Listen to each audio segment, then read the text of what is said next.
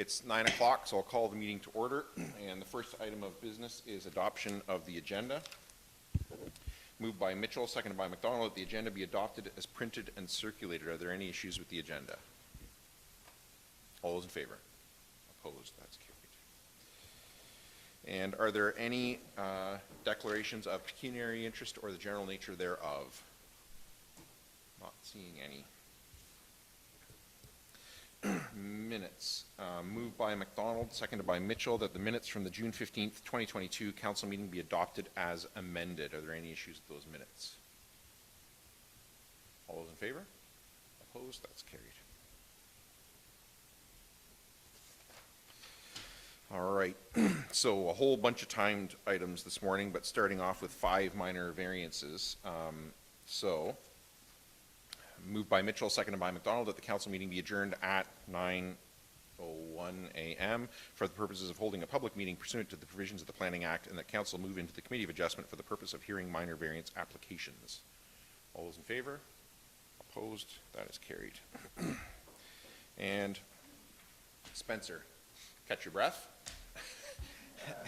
And we'll start off with minor variance application AO2-22 submitted by Chris and Sandy Hartman. Over to you. Perfect. Thank you. Good morning, Mr. Mayor, members of council, and any members of the public who may be joining us this morning.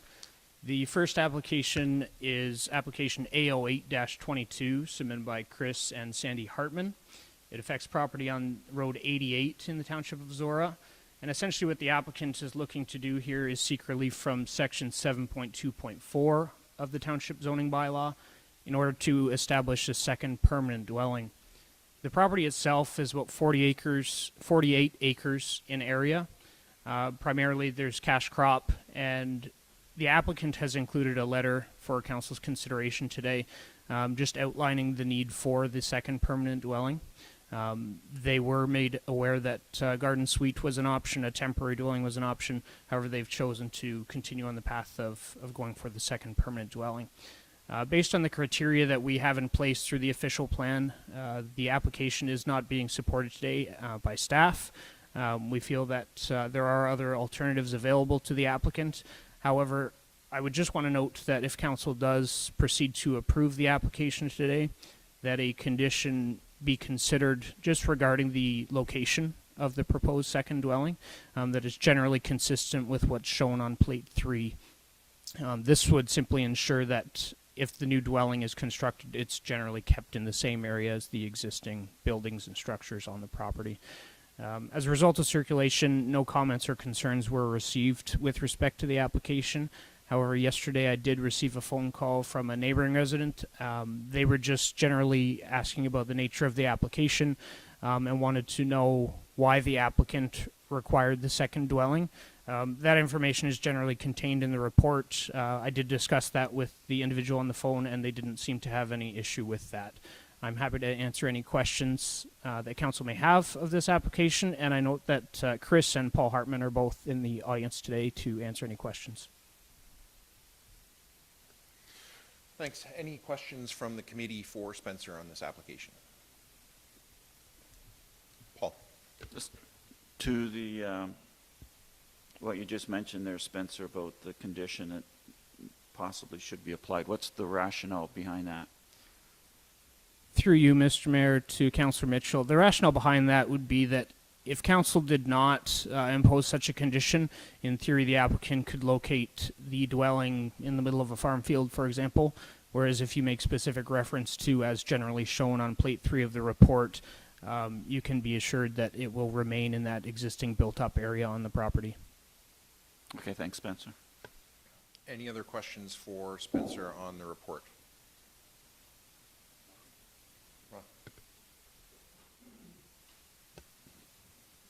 So the proposed dwelling that's on, I believe that you said that was plate 3 I'm looking at here.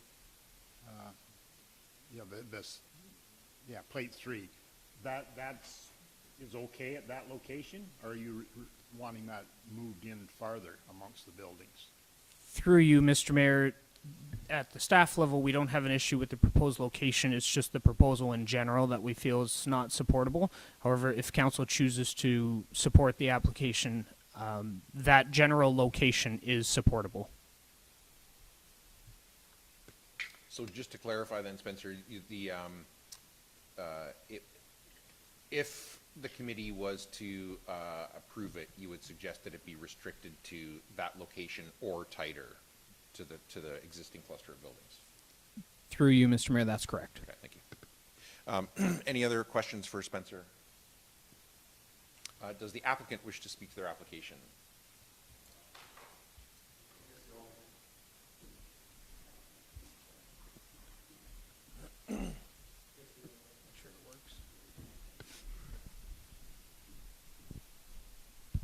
I guess the only, is that on? The one thing that I could add, it would just be, a letter from our immediate neighbor to the east was given to me, and my understanding was it was sent to the committee just in favor of approving it. So I don't know if you received that letter or if you'd like a copy of it.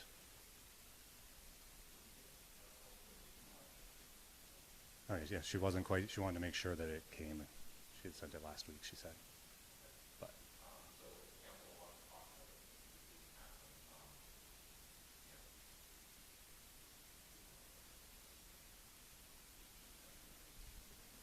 Yep. Is there anybody from the public here to speak to this application? Did anybody join online to speak to it? No? Okay. All right. So I do have a motion here then for this one, moved by Mitchell, seconded by McDonald, that the Township of Zorra Committee of Adjustment approve application file AO2-22 submitted by Chris and Sandy Harton for lands described as Part Lot 20, Concession 12, East Nisuri, in the Township of Zorra, municipally known as 88.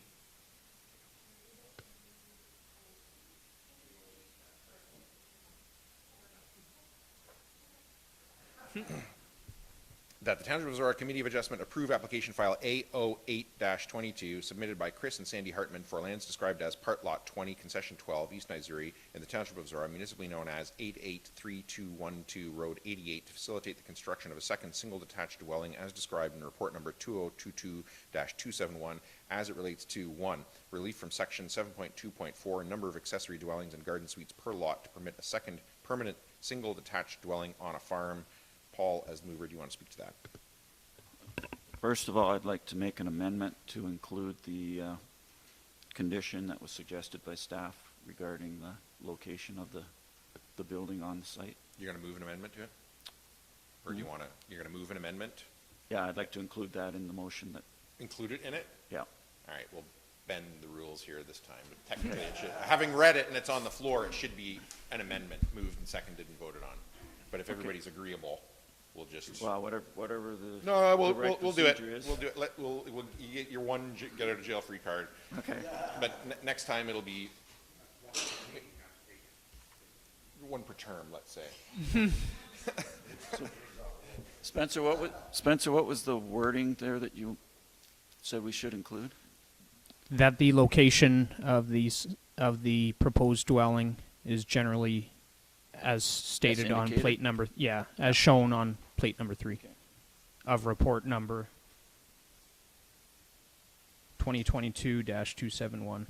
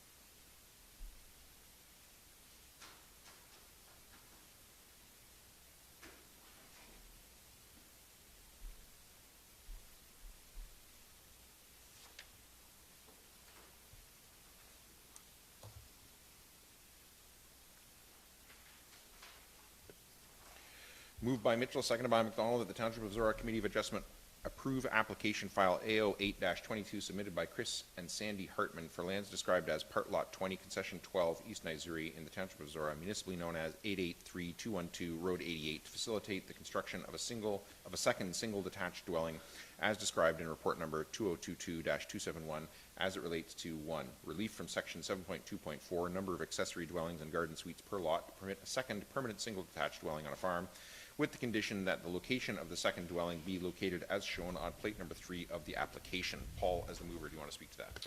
Okay, I will support this application for a number of reasons.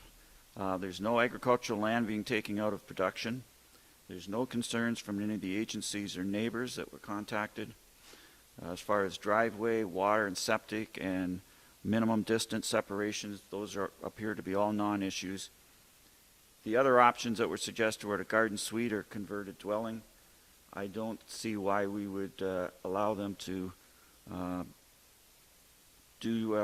build something that is maybe of a lower quality than what they want, and not allow them to put up a permanent house. As far as precedents, we have allowed 4 applications of very similar situations, and I won't, at the last meeting I did review the previous 3. I won't take up our time to do that again, but this is not something brand new. And as far as the sticking point about labor requirements for a second dwelling on a farm, I'll paraphrase an excellent point that Marcus made 3 weeks ago when we considered a very similar application, and that is, why is government, whether it's elected officials or staff, making decisions on how much labor is required to operate a farm? And that ties into ongoing discussions, why are we determining what a viable farm is? And to add to a point that Katie made 3 weeks ago is, why are we deciding what is an undue hardship for people? What may be an undue hardship for somebody is just a bit bump in the road for somebody that has a lot more money. So the recommendation in the report is correct based on the official plan policies and the zoning bylaw policies, but I don't agree with those policies, and in past decisions I don't think this council agrees with those policies. So until we have a situation where we can change those policies in these situations, I think we should go against the recommendation of staff and approve this application. Anybody else want to speak to it? Steve? No, all my concerns have been addressed here, and once again, the big thing is the ag land is not being removed. That's the big stickler for me, so.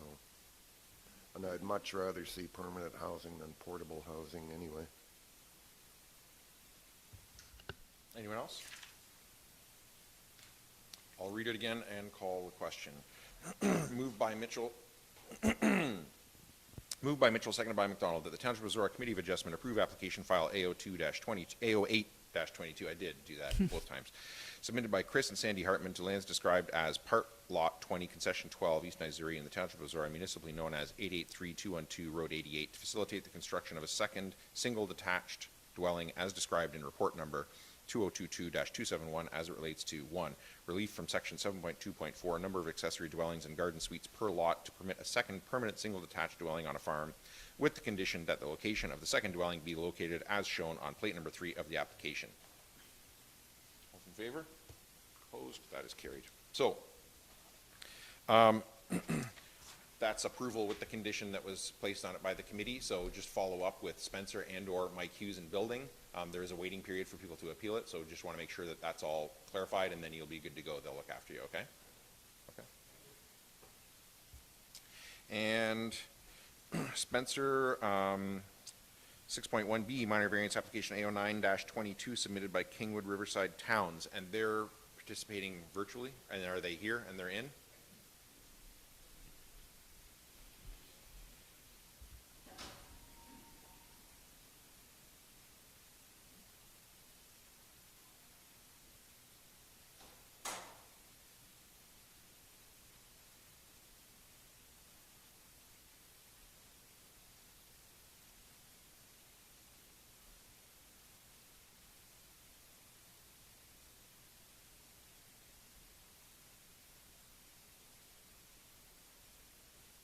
hear us?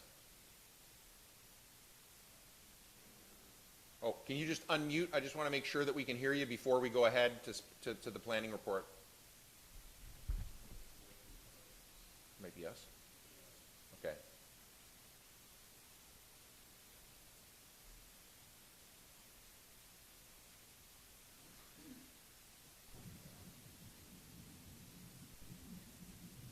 Can you hear us? Can you say something? Yeah, I can. Okay, great. We can hear you too. Okay. Perfect, thank you.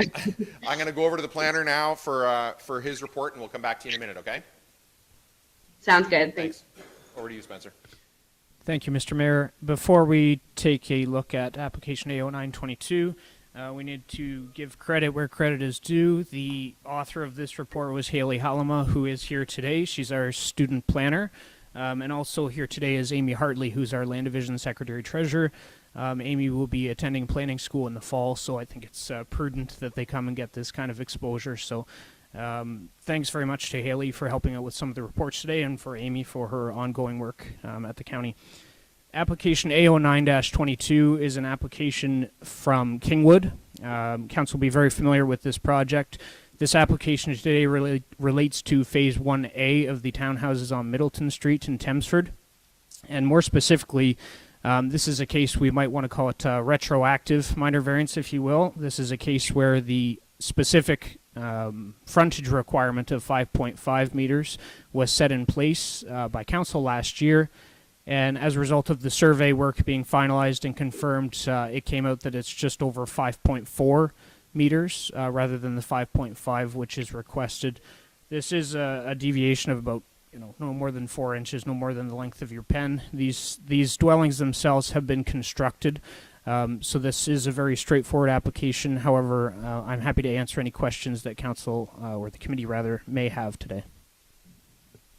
Questions for Spencer on the application from the committee? Does the applicant wish to speak to their application? Thank you, Mr. Mayor, members of council. As Spencer noted, the variance is quite minor. It resulted in about 1.5 centimeters, less than the 5.5 meter requirement. So we are supportive of staff's recommendation to approve the application, and otherwise I'm here if there's any questions.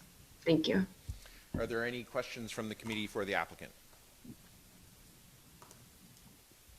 All right, and is there anybody from the public here online or in person to speak to this? No? Okay. So I have moved by Mitchell, seconded by McDonald, that the Township of Zorra Committee of Adjustment approve application A09-22 submitted by Kingwood Riverside Towns Limited for lands described as part of Park Lots 6 and 7 of Plan Number 45, Parts 4 to 6 of Registered Plan Number 41R-10035 in the Township of Zorra and municipally known as 16-136 Middleton Street, inclusive as it relates to 1. Relief from Section 13, Table 13.9.2.1, lot frontage to reduce the minimum required lot frontage for a street fronting townhouse from 5.5 meters, 18 feet, to 5.4 meters, 17.7 feet. Does anybody wish to speak to this? Paul. This has to be the most minor variance of all time. I think, 3 or 4 inches, and they're just crossing their T's and dotting their I's to make sure everything is according to what it's supposed to be, so no reason to not have granted. Anyone else? Steve? I'll just add the same thing, because he took the words right out of my mouth, but this sort of defines the word minor variance. Anyone else? All those in favor? Opposed? That's carried. Thank you. I think you know the deal on this. I think they're kind of there already anyway, so that's kind of it. But thanks for attending, Amanda. Thank you. And Spencer, minor variance application A10-22 submitted by May Blossom Farms. Thank you, Mr. Mayor. I would just highlight that Joost Jongerden is in the audience today to address any questions council may have of this specific application. This is application A10-22. They're seeking relief from section 7.2.4 of the township zoning bylaw. In this case, to allow for a temporary dwelling. This will be to house seasonal farm workers who are always on a continual basis assisting with the current farm operation that's shown on the plates here today. The only thing that's come up that has not necessarily been included in the report is through a discussion with Township Public Works would just be regarding any future driveway if one were required to this specific dwelling. That's a detail that would have to get sorted out with Township Public Works and the applicant. There were no issues that were coming from any neighboring property owners or as a result of the circulation. Staff are recommending approval of this application today. And as noted, I'm here and the applicant is here to answer any questions that you may have. Any questions from the committee for Spencer on the report? Does the applicant wish to speak to their application? I have nothing to add unless there's any questions. Any questions for the applicant? Katie? I just wanted to follow up with the comment that the planner just made regarding secondary driveway. So I just wanted to make sure that the applicant was aware that if a additional driveway was to be requested, that it may or may not be approved just before you proceed with, if this is approved, that the request part would be a process, but then on top of that, that there is potential that an additional driveway may not be approved. Okay, I was not aware of that, but I'm willing to go through with the process of approving a driveway. Obviously, we would want a driveway to this house, but the location of the secondary dwelling does not depend on a driveway. Okay, thank you. Spencer? Through you, Mr. Mayor, as was done on the first application here this morning, council does, or the committee does have the ability to impose a condition regarding the driveway location to the satisfaction of Township Public Works, should they choose that. Question of clarification. I mean, obviously the committee can do that if they want, but I think if I understand correctly, it would be somewhat redundant in that our current policies require an application process for a second lane anyway, right? So, I mean, we can do it for clarification. So I'm not saying that to discourage you from doing it. If you want to do it, you can. But I think that the second driveway can't be put in without an application process regardless. So I think it's good to clarify it. But so it's up to you if you want to. I haven't read the motion yet, so you have a minute or something if you want to change it. Is there anybody from the public, either in person or on Zoom, to speak to this application? Not seeing any. Then I'm going to read the motion.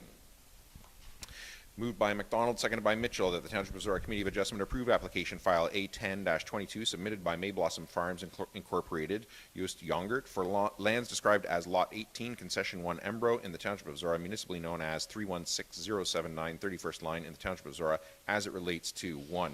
Relief from the provision of section 7.2.4, number of accessory dwellings and garden suites per lot, to permit a second dwelling accessory to the farm for the purpose of accommodating full-time farm help. Does anybody wish to speak to this application? All those in favor? Opposed? That's carried. And so there's a waiting period for appeal on this, but if you talk to Spencer and Mike Hughes, they'll sort you out and make sure that that's all done and done appropriately before you proceed with building, okay? All right, thank you. And Spencer, 6.1D, minor variance application A11-22. Thank you, Mr. Mayor. Similar to the previous application, the application A11-22 is requesting relief from section 7.2.4 of the Township zoning bylaw, in this case to allow for a second permanent detached dwelling. As outlined in the report, the applicant in this instance is seeking this relief to allow for their farm manager to live on site with them. If council does have an opportunity to visit the website of Twinbrook Farms, I would encourage them to do so. Staff have done this and determined that this is quite the horse operation out here. They're involved in raising young horses. They're also involved in various transactions with selling their horses. They do attend different events in Pennsylvania each year, as outlined in their letter.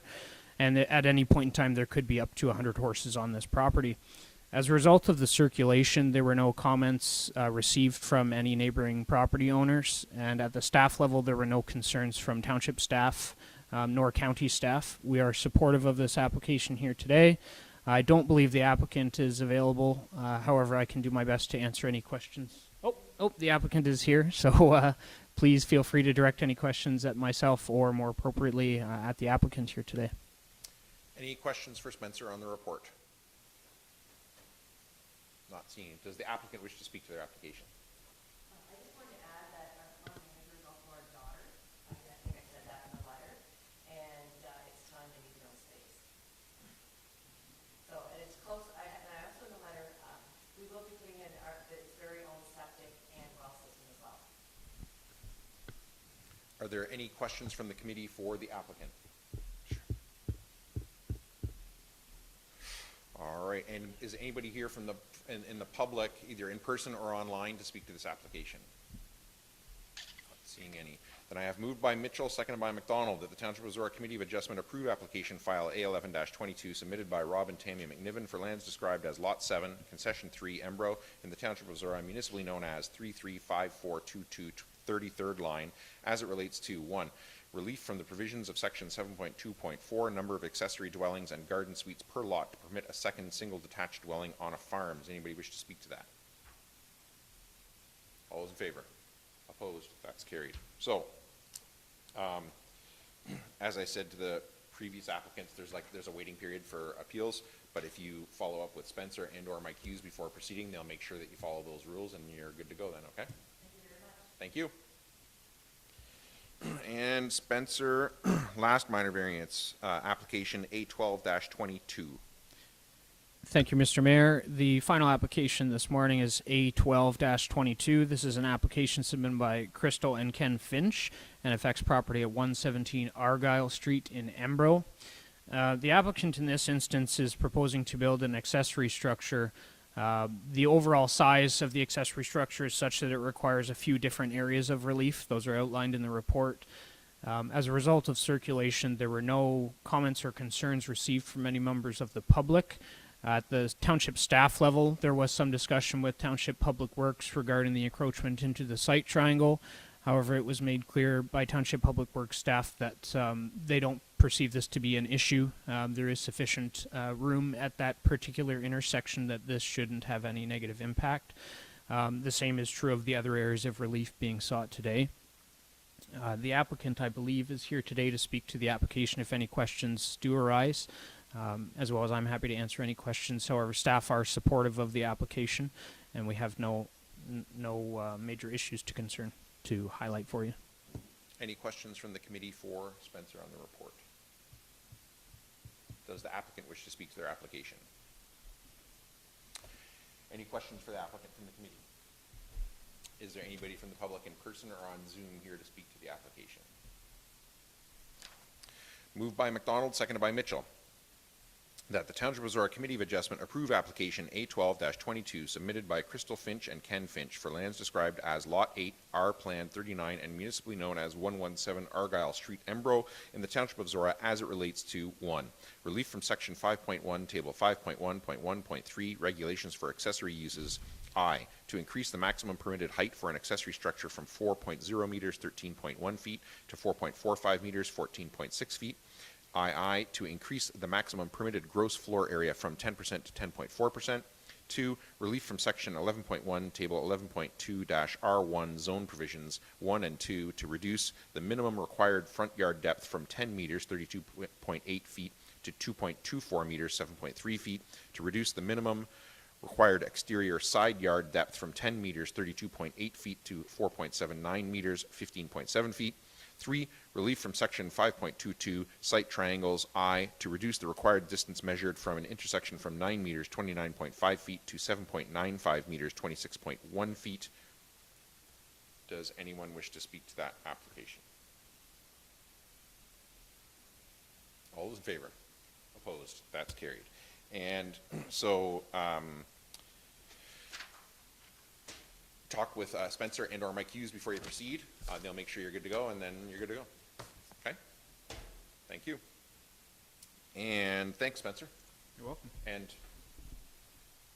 Haley and Amy, thank you for coming. And moved by McDonald, seconded by Mitchell, that council move out of the Committee of Adjustment and pursuant to the Planning Act that the public meeting be adjourned at 9:29 a.m. and the regular meeting of council be called back to order. All those in favor? Opposed? That is carried. And then moved by McDonald, seconded by Mitchell, that the council meeting be adjourned at 9:30 a.m. for the purpose of holding a public meeting to consider changes to the Township of Zorra building permit fee bylaw. All those in favor? Opposed? That is carried.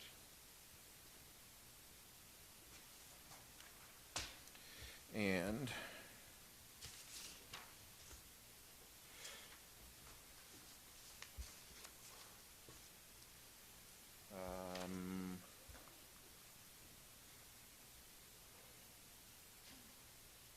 is somebody doing a presentation on this one? We didn't go through that really. No? We're just going to sit and wait for a few minutes to see if anybody wants to talk about it.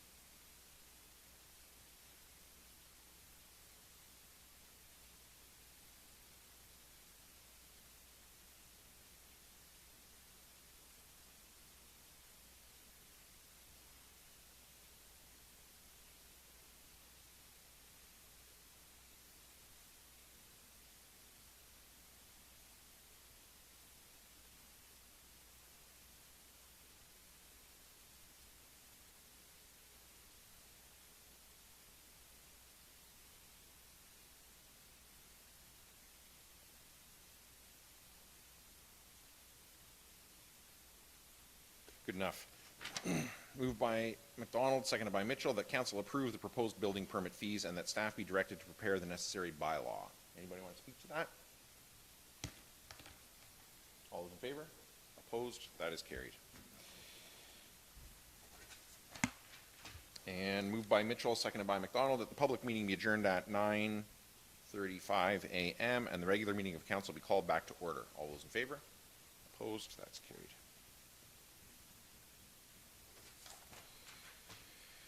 And I think the next timed item we have is 10 o'clock, so we'll try and get through some departmental reports between now and then. And first one up is 8.1A, Fire Department. Chief, is there anything you want to highlight in your report for council? Morning.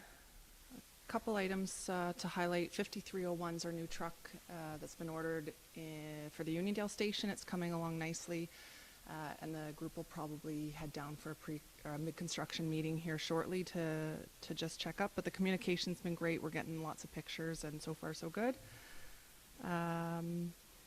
A lot of PPE has been pulled together. Bunker gear that's been expired and out of service can't be worn by our firefighters for suppression anymore. That's all been collated, documented, and we're preparing to make a large donation. And that'll go to firefighters that don't have access to the same equipment to keep them safe. We can't wear it for firefighting indoors anymore, but they could wear it to help protect them outdoors. So we're looking forward to getting that sent away. And then we've got some mutual aid training coming up. There's a tanker shuttle training that St. Mary's has invited us to in the Uniondale station. At the same time, we've scheduled some multi-station training for water training and some water shuttle and relay pumping training. And if council's interested in coming to that, I'd welcome you guys to attend and see our firefighters in action. The last thing that I think is important to highlight is we've had quite a few firefighters taking courses and working away on some of their certifications. In June, we had a 100% pass rate for all of our written tests for our firefighters. And many of those were senior firefighters who had never written an NFPA exam before. So I think that was a big deal and should be highlighted for those folks that stepped out of their comfort zone and had success with that. Any questions for the chief on the report? Paul? Just one, Chief. Under general revenue, you use the acronym ARIS. What does that stand for? So ARIS is the Authorized Requester Information Services, and it's a portal through the MTO where we can gather the information we would need in order to bill back and do some cost recovery on MVCs when the fire department attends. Okay, thank you. Go ahead. If there's no other questions, I'd like to acknowledge Jim Manzer and Glenn Rounds. It was noted in the report that Jim Manzer is retired after 37 years at Thamesford, last 10 as chief. I first got to know Jim in 2010. Before that, the three fire departments didn't mix. All we knew was that the Thamesford guys wore strange helmets and had really nice equipment. But over the last decade plus of knowing Jim and working with Jim, he's the definition of quiet leadership and deeply respected by his firefighters. He was a great guy to work with, whether on an emergency scene or during training or chief meetings. And he leaves a very strong leadership group in Thamesford, and I'm sure whoever replaces him will do a great job. I've known Glenn Rounds for well over 20 years. He was in my station. One of those guys that whatever you ask him to do, he would do it. He would do it well and without any complaint. He would have made a great officer if he had chosen to do so. Glenn is also a master electrician, so his knowledge came in handy on multiple occasions. So I just want to wish both of them well. The decision to retire from the fire service is a lot harder than the decision to join, so I just wanted to acknowledge both those guys that I've had the pleasure of knowing. Anything else for the chief? Moved by Forbes, seconded by Gregg, that report 2022-119 from the fire chief be received and filed for information purposes only. All those in favor? Opposed? That's carried. Anything else for the chief not on the report? Thank you. And 8.2A Recreation Department.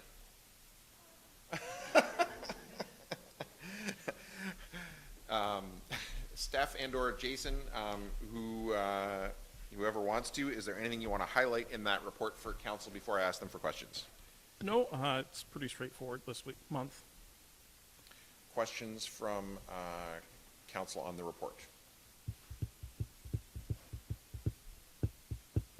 Not seeing any. I guess the only comment I would have was the new floors in the Embro Large Hall looked great on the weekend.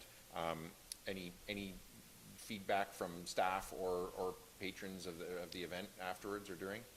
I've reached out to the group for official feedback on it. Haven't heard back. The staff said it was mostly positive comments about the new flooring. Steve? I can give you one comment from when we were over on July 1st. Everybody, when we were setting up, they said, "Did they enlarge the room? It looks bigger." Everything was positive from what I heard, and it is positive from me too. It looks great. And just a side kicker, I'm glad to see the construction started on the Memorial Park project there. Anyone else? Moved by Grigg, seconded by Forbes, that report 2022-123 from the Director of Recreation and Facilities be received and filed for information purposes only. All those in favor? Opposed? That is carried. Anything else for Jason or Steph while they're here? Paul? It's a question that actually comes out of the minutes from the Zorra Splash Pad Committee, so if I could ask that while they're here. Yep. And that's, I noticed in the minutes from the May 26th meeting that there was reference to moving the basketball court. So that's the first I'd heard about that needing to be done. So can you just fill us in why that's being done and where the funding is coming from to do that? So the funding is part of the original budget. At the site visit, the company that was selected to do the project felt the best spot for the splash pad would be right in the sunny open area where the current basketball is. So they took that into consideration when they submitted their bid, and they're going to be relocating it just be south of the playground. Okay, and the funding's coming out of the splash pad funding Yep. as part of that It's whole part of project? their the concrete cost for the whole project altogether. Okay, and do you have an approximate number on? Not offhand, no. It'd probably be fairly minimal. Yeah. Okay, thank you.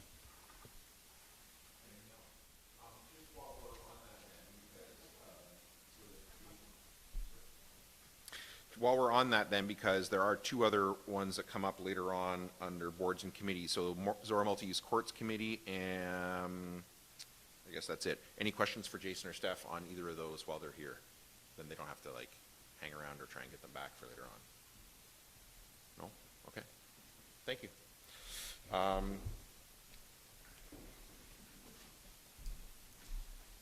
And building and drainage, 8.3A. Mike, is there anything you want to highlight for council on that?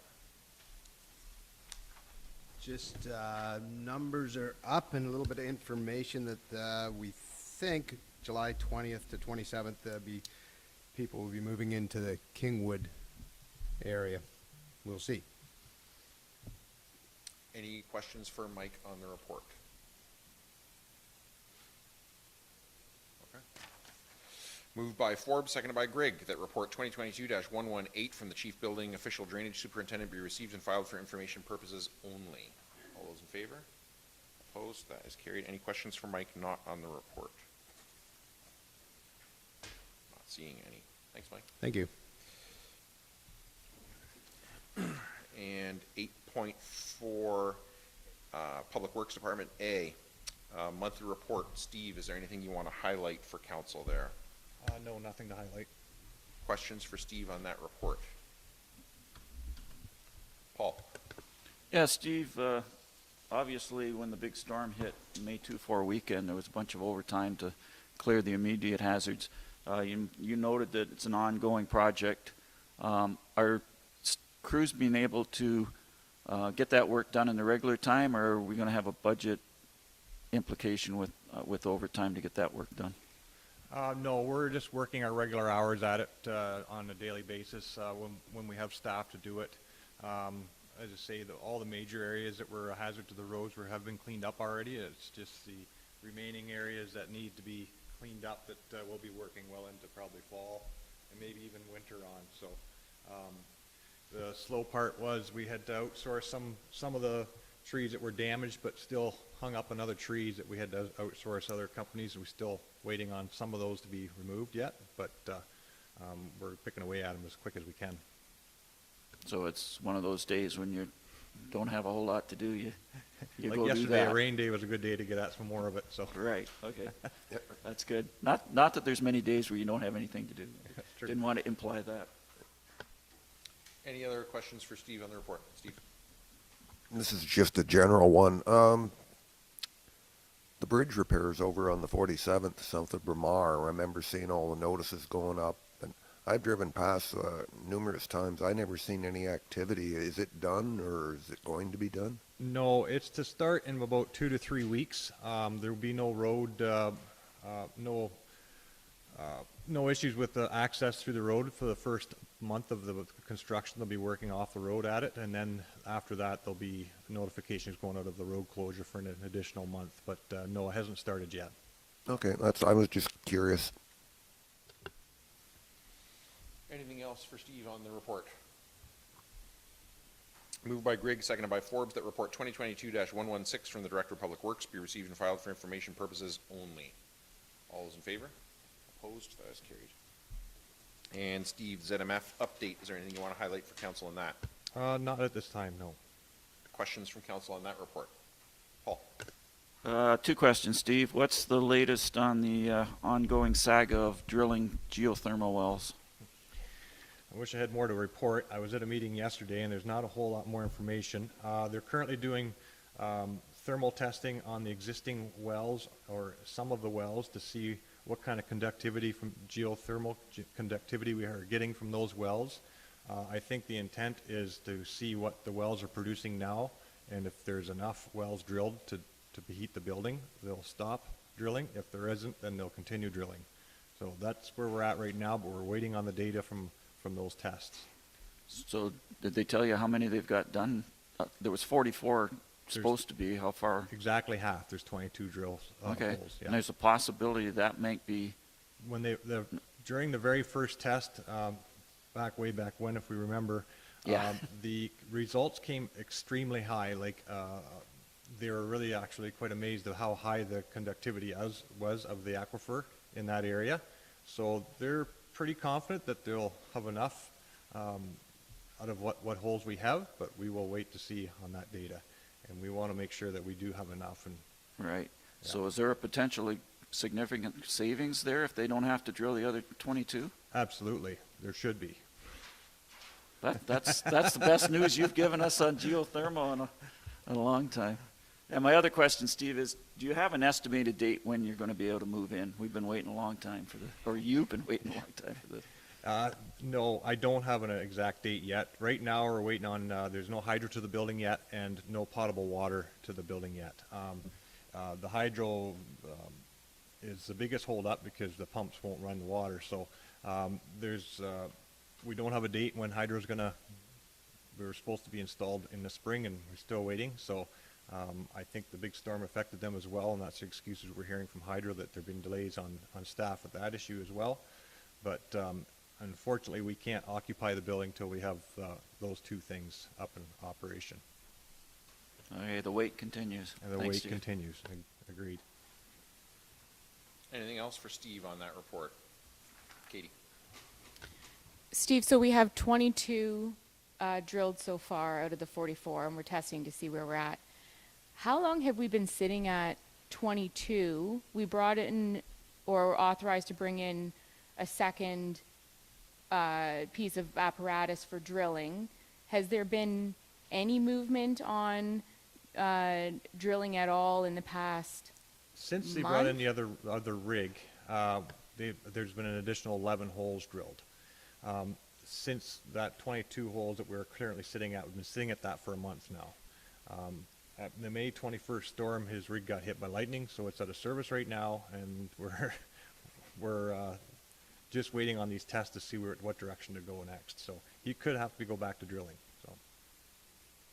Ron? This testing, who's that done by? Is that a third party? It's a third-party unit. The testing's done by the well driller. The data is sent in to a third party for assessment. Because my concern at the moment is Our original plan called for 44, now they're thinking 22 is enough because we've had a whole lot of problems.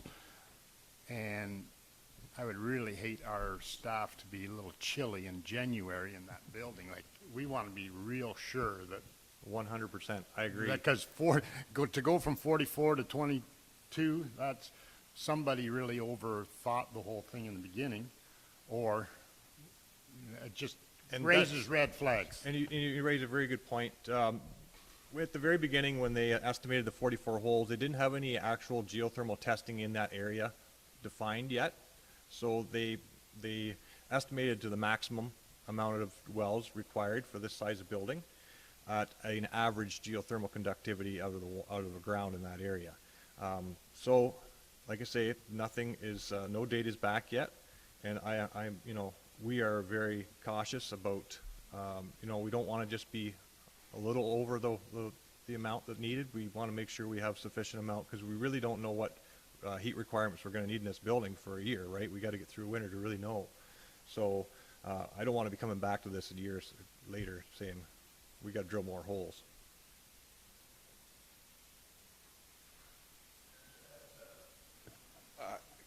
Paul?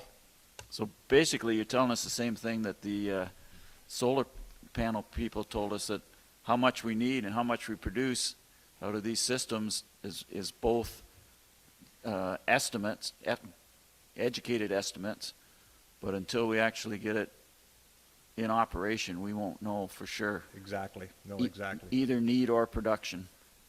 Exactly, yeah. We won't know until we get at least a year under our belt of what we're going to require for heat. Question, Steve. So I'm assuming that we would be getting some kind of sign-off by whoever designed the geothermal system if we were to do anything less than the number of wells that they specified, that they would be signing off on 22 or 23 or 43 or whatever before we would call it done. Absolutely, yeah. The engineering would have to be, the engineering company that designed the system would have to sign off on it. And, the staff are also looking at we want to be sure, so to request that every well is tested for conductivity would probably be more beneficial, just so we have actual numbers of each well of what they're producing for geothermal conductivity. Any other questions for Steve? Katie? Sorry, I'm still stuck in these wells. Me too. Just to clarify, so we're testing to see where they're at, what we need. A rig was hit by lightning, so it's out of service. Are we intentionally pausing at 22 until we have data back to determine how many more we need to drill? Or are we looking to continue drilling, anticipating that we'll need more than 22, but potentially, hopefully not 44? Or is this data collection sort of, creating some framework to sort of stop proceeding with attempting to drill? Because if we need 10 more and we've stopped drilling and we're not trying to they're not even attempting to get this rig fixed, then that's just going to push it back that much further once we get back to drilling. Yeah, that's true. The existing drill there is a drill on site. It is not moving yet. They've stopped drilling at the moment. I think for the main reason is that their main drill is down. They could continue drilling with the drill rig that's on site if need be. Right now it's on pause, and they're connecting all the tubes into the existing wells right now. So they're getting those ready for operation while they're doing the test. If they need to drill more holes, then they'll proceed with drilling more holes. Ron? All this testing on conductivity, what was the purpose of the test wells that we drug? That was the purpose of it, to do that. Okay, but so test. But do we not have that result? They have that result, and it tested abnormally high. So to be sure that abnormally high result is accurate, okay, they're doing additional tests. Paul? So the estimate of 44 wells, that came in the original, when we put out the tender.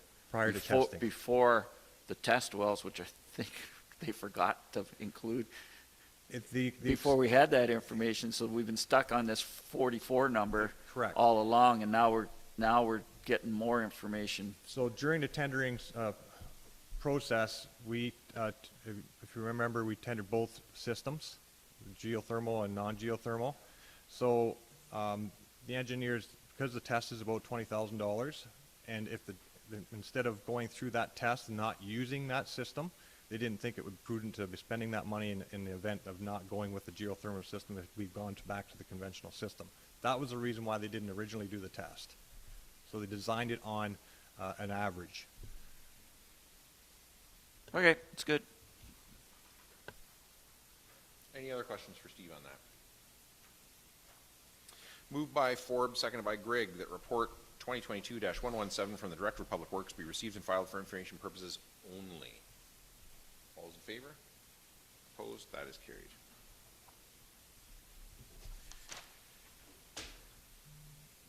We should probably wait until right at 10 o'clock in case somebody wants to watch that. So, so let's not do that one. I think we can try, thank you. We can try to do 8.6B, report 2022-121 from the Legislative Coordinator Deputy Clerk regarding various bylaw amendments. Alicia, is there anything you want to highlight in that? Nope, I'll just leave it open to questions.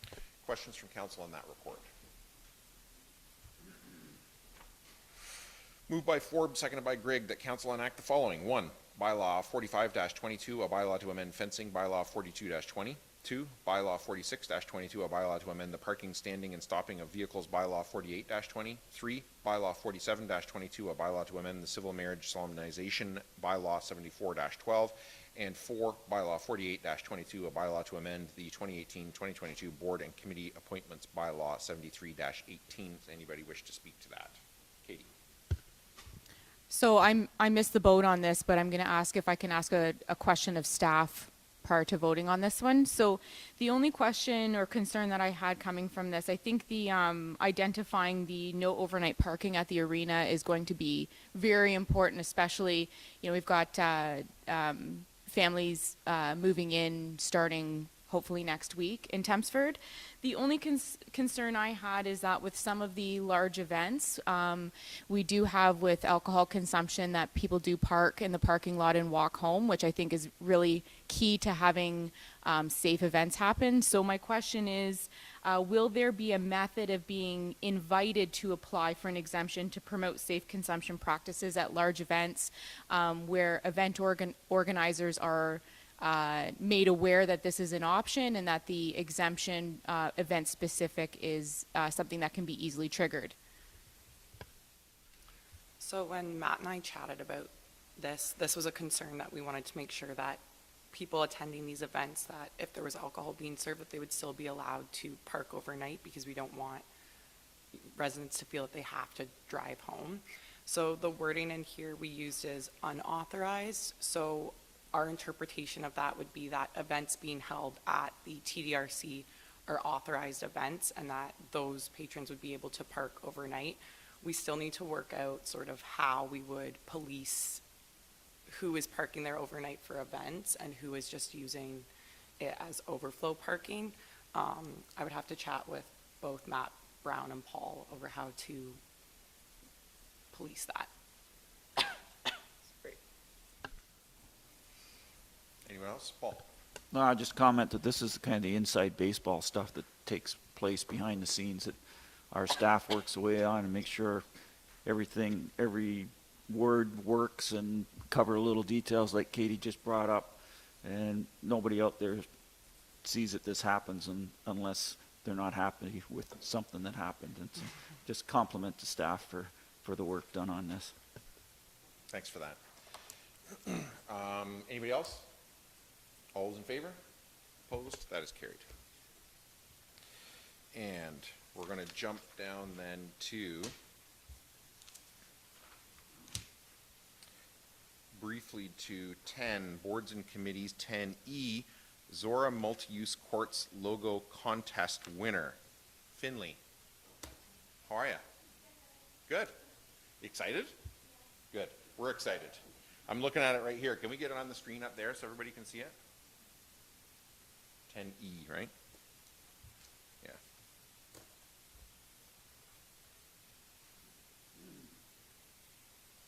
There it is. So I think that has the 4 main sports that are planned to be used on the courts. It's got the Zorra logo, the gold star, and Zorra written in purple, which I love.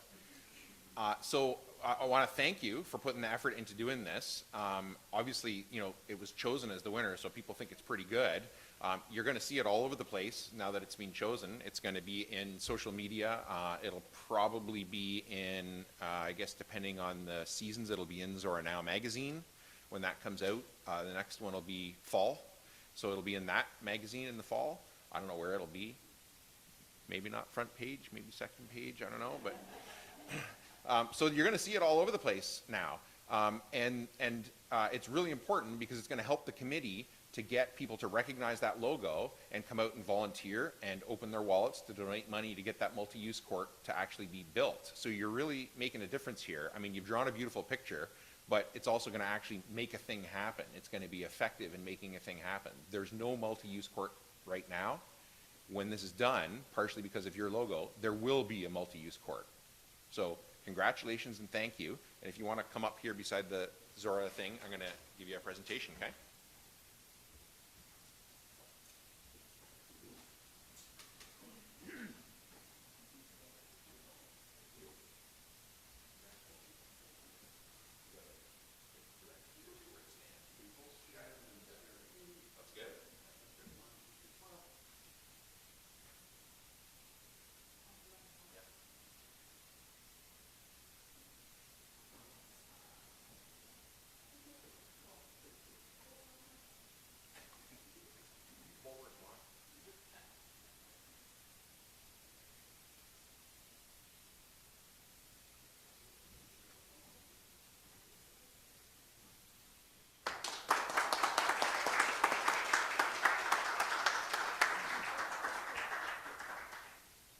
And we'll take a break until 10 past.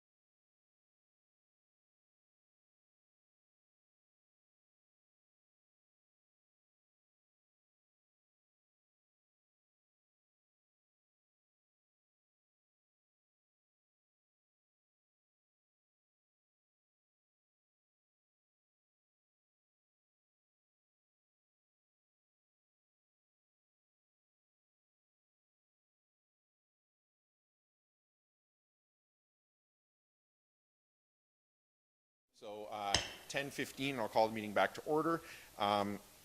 And we are at 8.6A, Corporate Services Department Report 2022-122 from the Legislative Coordinator Deputy Clerk regarding task force recommendations. Alicia, is there anything you want to highlight for council in that? I think I'll just leave it open to questions. Questions from council on the report?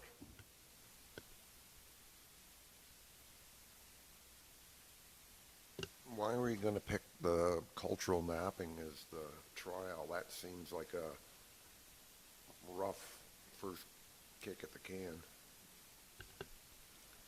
I think it does seem like a big project when you look at it on the face value, but there's a lot of things that can be chipped out away. And part of the reason why we chose the cultural mapping task force is that it's already indicated in our Recreation, Arts, and Culture Master Plan as a possible or as an action item. And I know that there was already residents that were interested in cultural mapping. And when Matt and I sat down, we came up with the scope of work that we thought was very manageable for a task force to tackle. Anyone else? Ron? Yeah, the Zorra Heritage Committee that works under the Eastville Museum, like, they've kind of started a little bit of this pre-COVID, got hung up on COVID, and I think this is all good. It'll all tie together eventually. Anyone else? Paul? No questions, but some comments about what I pulled out of this report. And as usual, another excellent report.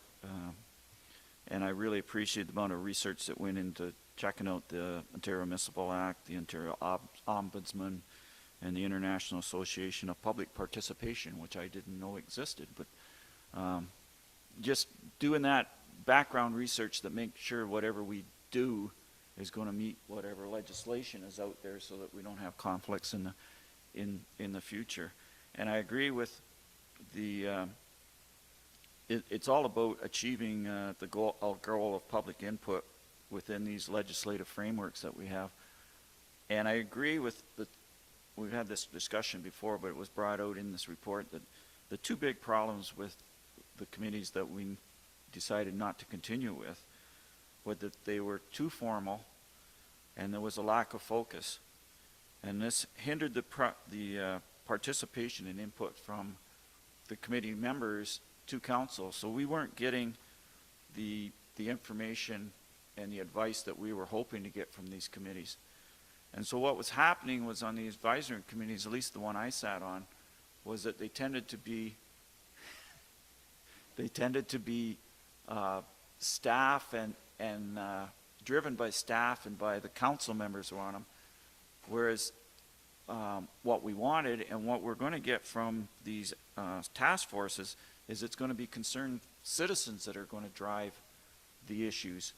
And but yet the final decision making will be, when it comes to budgetary items, will come back to council. So I think increases public participation. It will reduce staff workload because they won't be having to do all the agendas and minutes and attending these meetings on a regular basis by using these flexible guidelines that are included in this report, and versus the hard rules that we had to work by with the committee. So I support everything that's in this report. As I say, very well done, and I think going with the cultural mapping task force as a trial is a good one. It's something we were kicked around at ZRAC for almost this entire term and never really got anywhere with. So there's something there that's been requested, and use it as a trial run and see what works and what doesn't work and fine tune it. So that's my comments on this report. Anyone else? Steve? You know, Ron just brought up something, and then now it's got my brain thinking. ZRAC was originally going to attempt to tackle that, and we all seen what happened. ZRAC is no more. That's why the heritage group from the museum is attempting to tackle it on their own. So are we going to call a task force, or does somebody want to tap them on the shoulder and say, I'm trying to figure out how that will work. Sorry, just to clarify, with the task force workload or us maintaining contact with Well, them? when you say, what's the exact wording there? Council directs staff to proceed with the cultural mapping task force. Are we just planning on announcing it and asking for volunteers? Right. So we would have to, Karen and I discussed, we would have to amend our procedural bylaw first before we start advertising for the cultural mapping task force, which our procedural bylaw amendments will be coming in September, I believe. We would advertise for the cultural mapping task force in the Zorra Now on our website, reach out to previous committee members, the Zorra Heritage Committee as well. I've already been in contact with a couple residents who are very interested in joining this and kind of taking the lead on it as well. So we'll use a variety of mechanisms to get people to join. Okay, that's fine. I was just, it put my brain to thinking about that. Anyone else? I just wanted to add that two community members in particular really helped me with finalizing this report, Sam Coughlin and Michael Kukta, and I just wanted to make sure that they were recognized for their work on this. Anyone else? Moved by Grigg, seconded by, sorry, Katie, go ahead. No, just this report is phenomenal. Like, really, really, really good. And I think, like, right from the beginning of this term of council, it was like, how do we better train our, like, the question of how to better engage residents and allow for people who had that volunteer community service spirit to step forward and really impact the community. And it's been, you know, we're winding down this term. It's been really remarkable to look back and think about the different training, the different approaches, and then to land at this. Change is hard, and changing from committees to task force definitely was met with some resistance. But looking out at this report here now, like, this is why going through those difficult motions of proposing and committing to that change have been worth it. As I read through the report, I'm thinking about all different kinds of ideas and where would things get into muddy waters, and it's fantastic. The structure in this report addressed every single different scenario I could come up with and concern that I could, and it doesn't mean that we won't have, some concerns that arise, and we can address those and modify if need be as we go. But just huge kudos to staff for the quality of this work, and fantastic to hear that there has been consultation with members of the public who have been, committed to that engagement since day one and have served on our committees.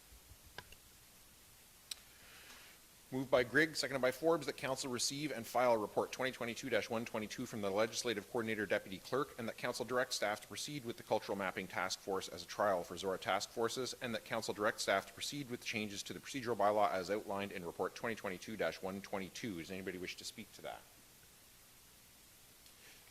What I would say by way of comment is I think that probably right now this is probably not getting a whole lot of attention, and frankly this report probably won't get a whole lot of attention, but I suspect that sort of 4 years, 5 years, 6 years down the road, the impacts of this report will be immense. For me, the frustrations with committees and from committee members go back to the previous term of council, where people approached me who were on committees and said, I feel like we can't do anything, or I joined because I cared about this, and now I'm in this really broadly defined committee and I don't know what my role is, and people were frustrated. And I remember talking to Alicia like, I don't know, 3.5 years ago or something, and she showed me this IAP2 scale, which is absolutely fantastic and really, I think, forces us to really think about what exactly are we trying to achieve with each kind of engagement that we do, because there are different intentions. And I think, frankly, the committees that we had were an attempt to sort of catch it all, and in the end we caught none. And this now is more about, like, what exactly do we want that task force to do? Let's be very prescriptive, let's give them a scope of work and let them go and get it done, which is what residents want to do when they join a committee. They're joining because they want to do a thing, And I think this is going to enable them to do it. A comment that I saw from one resident was, quote, "This is beautiful," when they read this report. I mean, nobody ever says that about anything municipal government does, right? Like, I mean, I love it, but no resident ever says, "This, I read a report and this is beautiful." So I think, really, again, I think this is not going to be something that it's going to get a whole lot of attention, like somebody's property tax bill or when the dust suppressant goes on the road. But I think if we take one of our strategic goals as we are an engaged municipality seriously, this is really the linchpin to engaging going forward, to telling people how they can actually come forward, actually engage on a very specific thing, and actually get something done. So I'm very enthusiastic about this report. As Katie said, like every single detail of it and how it's going to be implemented. With that, there's going to be teething problems, but I think that's why it's outlined that we proceed with the Cultural Mapping Task Force as a trial, because we're going to learn things from it. And that's a good thing, right? One of my favorite quotes lately is, I don't know if it's apocryphal or not, but Muhammad Ali saying, if you think the same things at 50 that you did at 20, you've wasted 30 years of your life. We should be learning from stuff. And so that's built right into how we're going to proceed with this. We're going to try it. We're going to learn stuff. We're going to tweak it, and then we'll do more again. So in every way, I think this is absolutely fantastic. And again, I think, residents in the future, when they're on these task forces, are going to much prefer it to the committee structure that that once served us well, but now doesn't. So anybody else want to say anything before I call the vote? All those in favor? Opposed? That is carried. And we still have time. So 8.6C, report 2022-049 from the Director of Corporate Services regarding declare surplus 21st line road allowance. Karen, is there anything you want to highlight for council in that? No, there's not. Are there any questions from council? So I have this motion. Moved by Grigg, seconded by Forbes, that council pass a resolution to receive report 2022-049 regarding the 21st line unopened road allowance, and that council approve that the property described as 21st line road allowance between concession 10 and concession 11 East Nigeria PIN 0019990470 be declared as surplus to the needs of the Township of Zorra, and that council direct staff to provide the necessary public notice and prepare the necessary bylaws. Katie, as the mover, do you want to speak to that? No, thank you. Ron, is the seconder, do you want to speak to that? Yes, I do. I don't think it should be declared surplus. I think that's, I'm not going to say short-sighted, but it's certainly not planning for the future. Tempsford has a real traffic problem at the river crossing of the Thames Ford, if you want to call it that, and the intersection of County Road 2 and 119. Traffic can be backed up in all directions in Tempsford at certain times.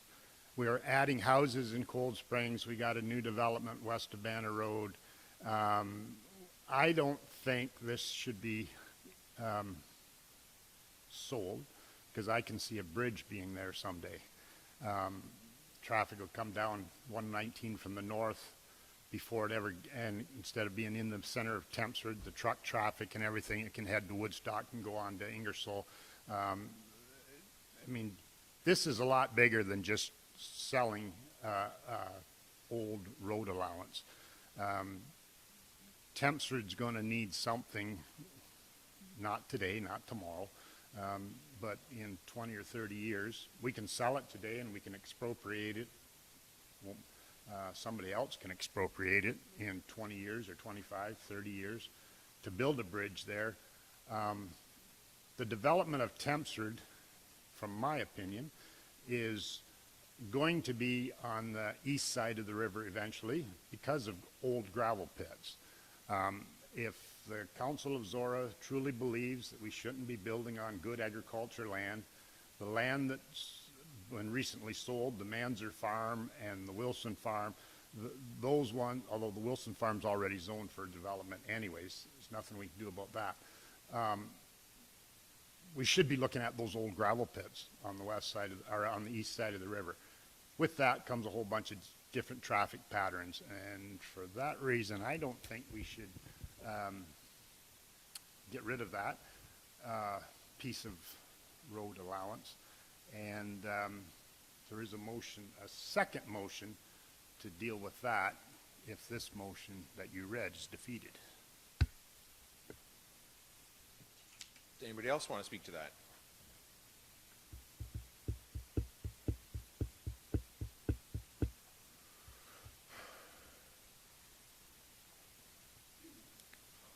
Paul?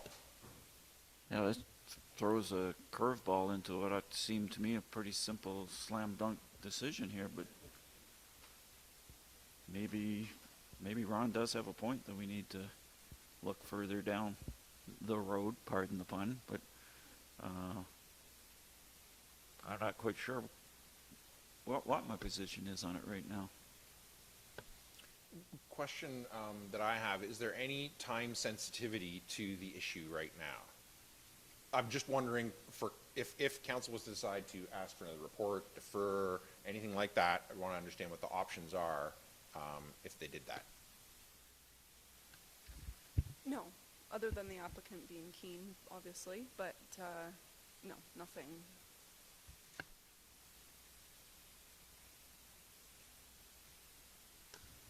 Yeah, I came in here very much like Paul. It seemed no different than any of the, I mean, we've handled several of these, and I didn't think about it in any other way. When Ron had mentioned about, you know, what he just spoke to now, it definitely struck a chord, and it's not the first time that I've heard stories from Ron about, you know, future growth and where we may end up needing to change our transportation patterns and adding bridges.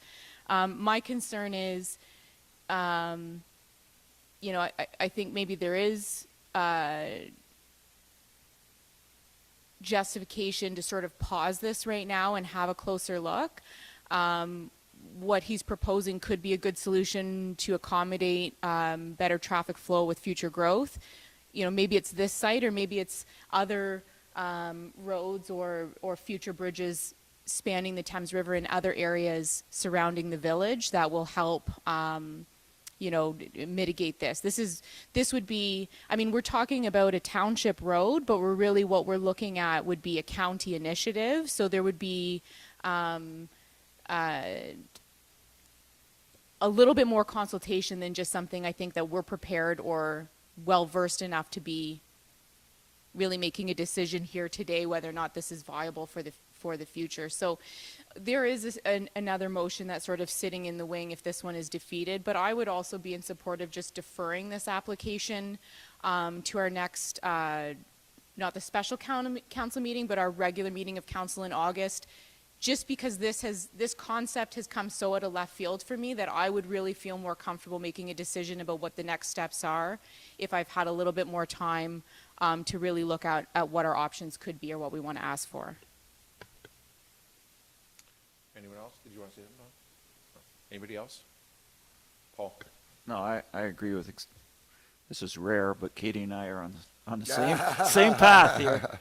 I hadn't thought of this at all, but I would like an opportunity to get some more information and think about it and deal with it in August, or at least come back and look at it in August rather than making a decision today.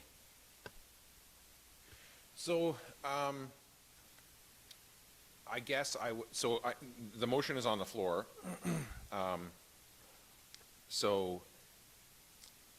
It can be, you know, your options are, you know, to carry it, defeat it, defer it. If listening to what you guys are saying, I'm going to suggest that if you defer it, that you don't just defer it. That maybe you want to, you know, if you want more information before you're going to decide in August, you should ask for that and what you want that to be. I think, right? Rather than just coming back in August and having the same thing in front of you and saying, I want more information, right? So I would suggest you do something like that, but it's up to you guys how you want to do that. This is on the floor, so if nobody wants to amend this, I'm going to call the question, and then, yeah. So I would actually just, I mean, the other motion is asking for more information, but that is a more lengthy thing. I'm just looking for more time for myself to ask some questions and dig into some things. So I would move to amend this motion to defer. I can't remember how it reads. That we approve, we receive and file, and I'll read it declare again. Moved by Grigg, seconded by Forbes, that council pass a resolution to receive report 2022-049 regarding 31st line unopened road allowance.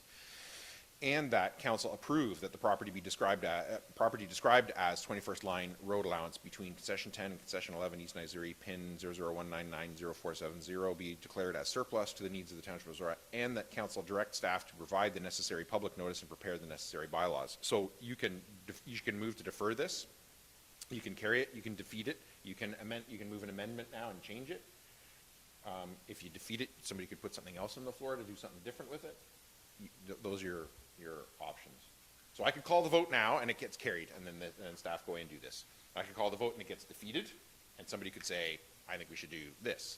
Somebody could move an amendment right now to change this, moved, seconded, debated, carried or not, amended or not, and then go back to the original, or you can vote to defer it.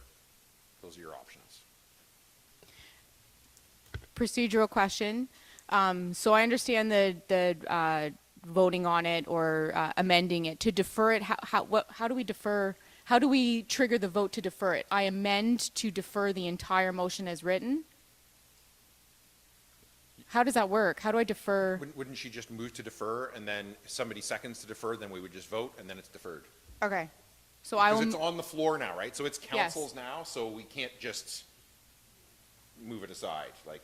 So can I move? I'd like to move to defer the motion that is on the floor. Is there a seconder, Paul? And I'm just racking my procedural brain here now, and I think that there can be debate on a motion to defer, correct? Yeah. So does anybody want to speak to the motion to defer? Ron? Yeah, I think it's a good idea to maybe defer it. I guess my question now is, how do we get more information? So, and this second motion that we have here is asking for more information, but I think it's a rather lengthy requirement that it's going to take staff. They won't have it done by August. so let me ask this: can it be done through direction to staff, depending on what they say, or do we want to have a motion to deal with this, or what?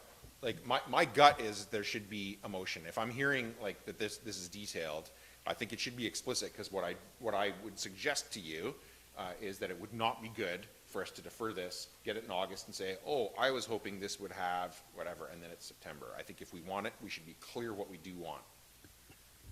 Yeah, I agree. I saw it going defeated, and then I had already read Ron's motion in that going forward, because I do believe staff need more detail on what you're actually looking for, so. So there's a motion to defer on the floor now, because it was moved and seconded. So Now we're going to does anybody else want to speak to the motion to defer? Paul? So the motion to defer doesn't have a date to defer to? Is it procedurally that it's automatically deferred to the next regular meeting? A deferral? Unless there's a date? Okay, unless there's a date So what I- specified when it's deferred to. Right, but what I'm hearing from staff is that if it's automatically deferred to the next meeting, you're probably not going to have all the information Yeah. you want to have to make your decision at the August meeting. So just straight up deferring it, probably not going to get you what you want for the August meeting. Okay. Katie? I'm still in support of a deferral, because what I'm looking for is not a report from staff at all. I'm looking for, like, when I went through this agenda, I thought I was prepared to debate and make a decision on this. And what Ron has said, I had not considered at all. And I'm just feeling like I would like some more time to look into this in the same way that I looked into every other thing on the agenda, to prepare myself to know what it is that I'm asking for from staff. What I'm concerned about is if we proceed to ask for something specific of staff, we're potentially committing a massive undertaking to staff that I don't know that I am in full support of endorsing that at this point. So it is my job to show up here prepared, but I feel unprepared on this item to be able to proceed today, but I'm looking to sort of undertake my own research, have the opportunity. I've had no opportunity to talk to staff, ask questions. That's what it is that I'm looking to achieve in this deferral, is some more time to dig into some things, ask some questions of staff, and have a more clear idea of what it is I'm looking for in terms of asking for a future report or an undertaking of a review or something like that. Anybody else on the motion to defer? I'm going to call the question then on the motion to defer. Okay. All those in favor? Opposed? That's carried.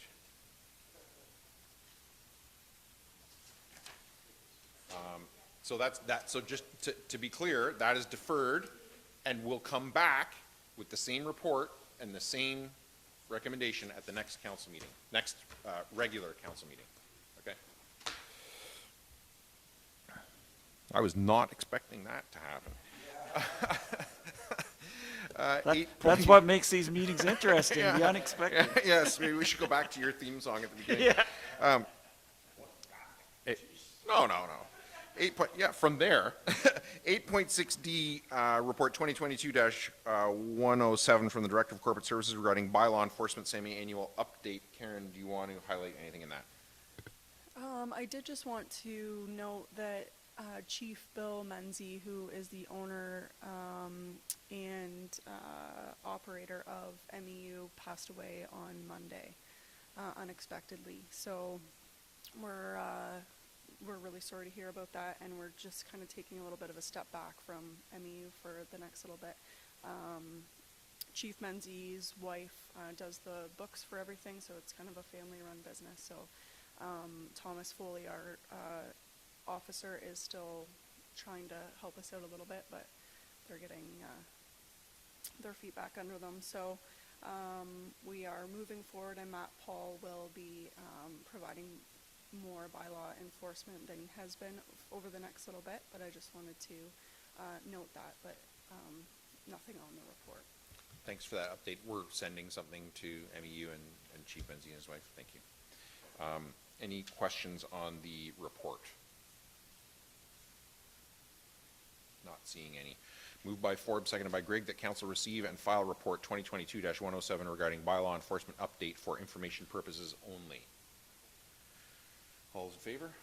Opposed? That's carried.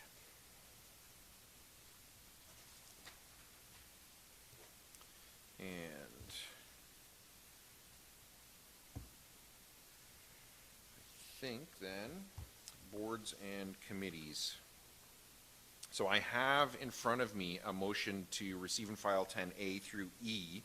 Paul, you're going to give a verbal on 10A. Does anybody want to pull out any of 10A through E before? No? Okay, Paul. The June meeting of the Upper Thames Board of Directors was held on June 28th. The first item was a deferred motion. At the previous meeting, we had received in camera, we had received a report from a outside expert, similar to what the township did last fall, review of the compensation program for Upper Thames employees, and what that review found was that the Upper Thames had not done a formal review since 2006, and as a result had fallen well behind the 14 comparative conservation authorities and local municipalities that they were compared with. Upper Thames has experienced considerable problems hiring staff and maintaining staff in recent years, and part of the reason it was felt was the compensation packages didn't meet what people were able to get, especially highly skilled and technical people in other areas. So the board had decided that they wanted more information because the second part of the closed session meeting was a staff report about what the implications of adopting the recommendations from the consultant were. The board wanted more information about that, which they came back, and we actually, because there was no specific employees discussed, we discussed this in open session. What it came down to is that it's expected that adopting the increase in remunerations will be an increase of $1.1 million to the Upper Thames operating budget. And the proposal from staff was that since it would be prorated for the rest of this year at approximately $500,000, that money would come out of reserves. For 2023, 50% of the money would come out of reserves, and the other 50% would come out of revenues, being fees and municipal levies. And by 2024, the increased remunerations would be made up with a combination of municipal levies, fees, and by that time we will be into the category 2 and 3 service agreements with municipalities. So there would be fees charged to municipalities for those optional services that we've talked about many times before. It's changes to the Conservation Act, and that's how it would be funded. I think nobody was happy to increase the budget by $1.1 million, but the bottom line is if we're going to continue to operate as a functioning authority, we have to have good staff, and we need to pay them properly. So that was the first item that we talked about. Next item was the 20-year flood control capital plan, which was presented to us. The looking out 20 years, their expectation that they would spend, the Upper Thames would need to spend about $59 million on updates and maintenance on the various flood control properties, which is dams and dikes and that sort of thing. Part of this report was the 2021-22, which was a small number, 241,000, of which half comes from the WECI funding from the province. And looking to next year, the number is 480,000 total budget, 50% WECI, and of local interest in that, $40,000 is included in environmental assessment for the Embro Dam. Next report was planning and regulations fee policy, and we were looking at updating our fees. The rule of thumb that they work by is that fees charged by the Upper Thames or conservation authorities should be 50% user pay and 50% from levy. Currently, with the fee structure the Upper Thames has, they're only at 30%. So there was some considerable increases in proposed fees, and that was adopted that we go forward with those changes, updating to the fee structure. If anybody's interested in the numbers, it's all on the website.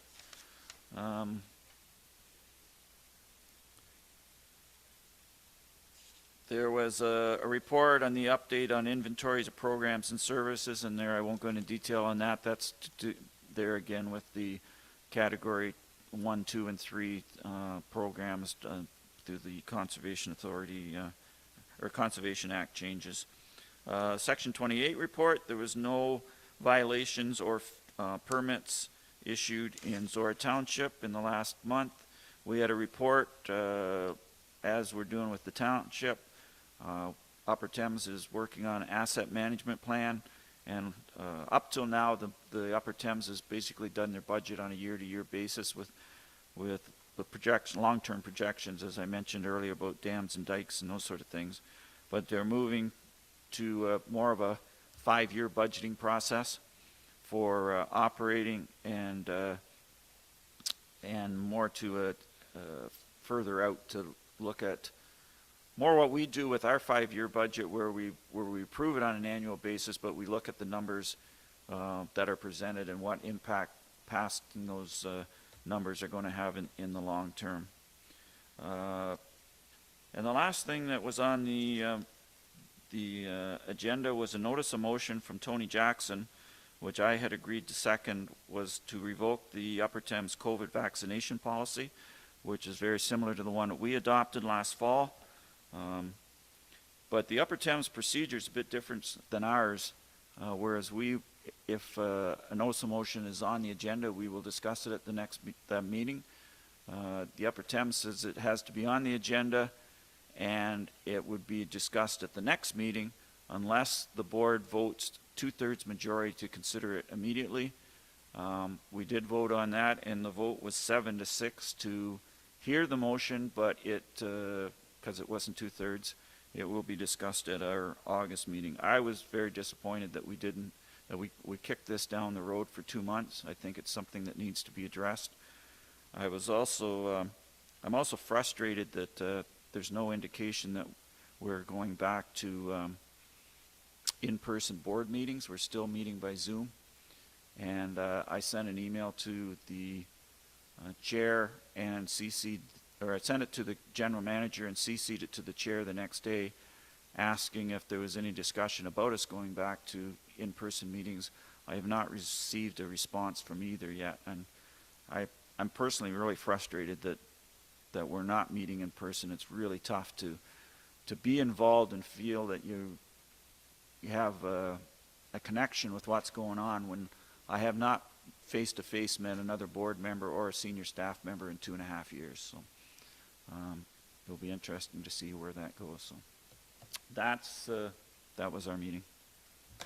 Thanks, Paul. Anybody have anything else on 10A through E before I read the motion? Moved by Grigg, seconded by Forbes, that items 10A through E be received and filed for information purposes only. All those in favor? Opposed? That is carried.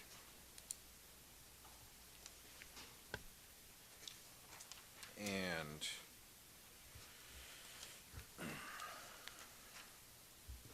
11 information items. I have a motion here to receive and file A through D. Does anybody want to pull out any of those, A through D? Deal with them separately? No. Moved by Forbes, seconded by Grigg, that items 11A through D be received and filed for information purposes only. Anybody want to speak to that? No, I have a comment about the waste audit. Yep. Also a comment about item D, and a question about item C. Go on B, and yep. I'll see if anybody else has anything before coming back to C. Okay. Sorry, go on B, and then I'll come B? back to you after C and Go D. B. We'll do B, and then we'll take it from there. Okay. First of all, I saw this on the agenda. Meant this is going to be tough slot.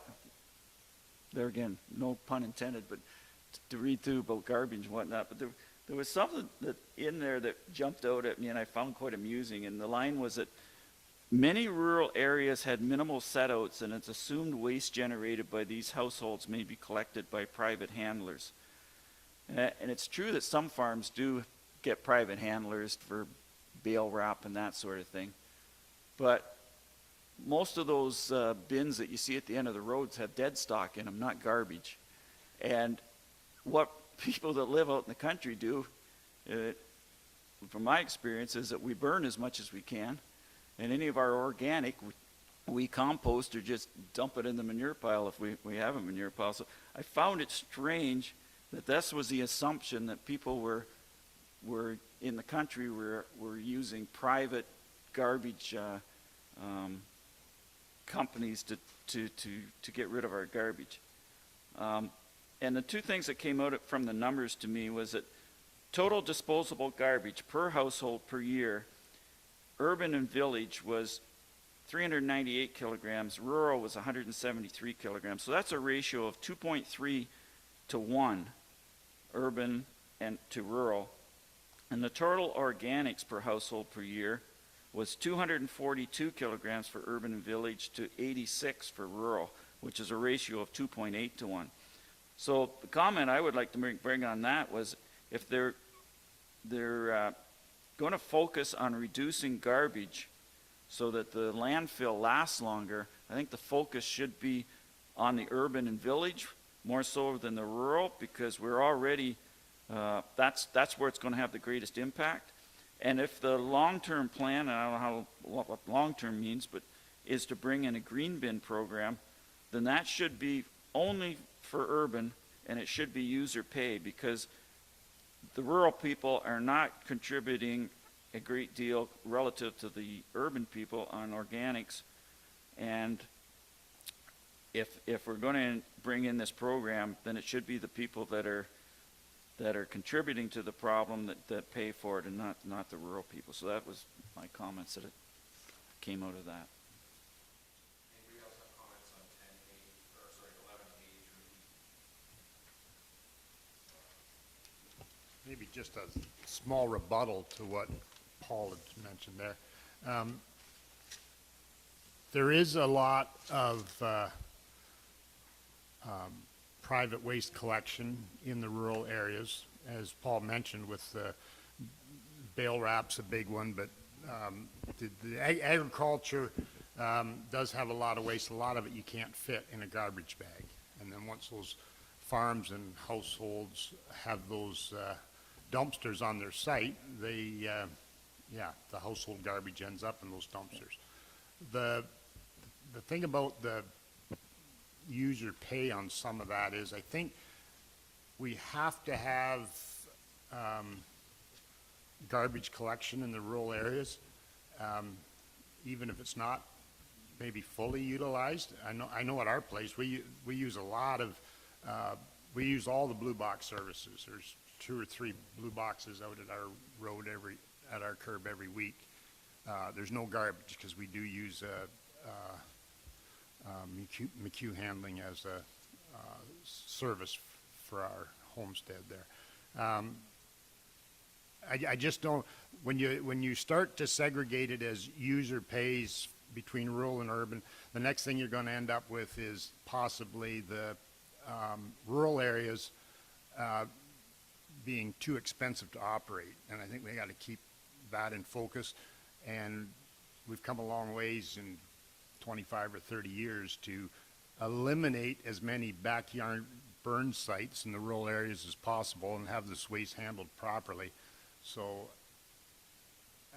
I don't have a problem as a rural property holder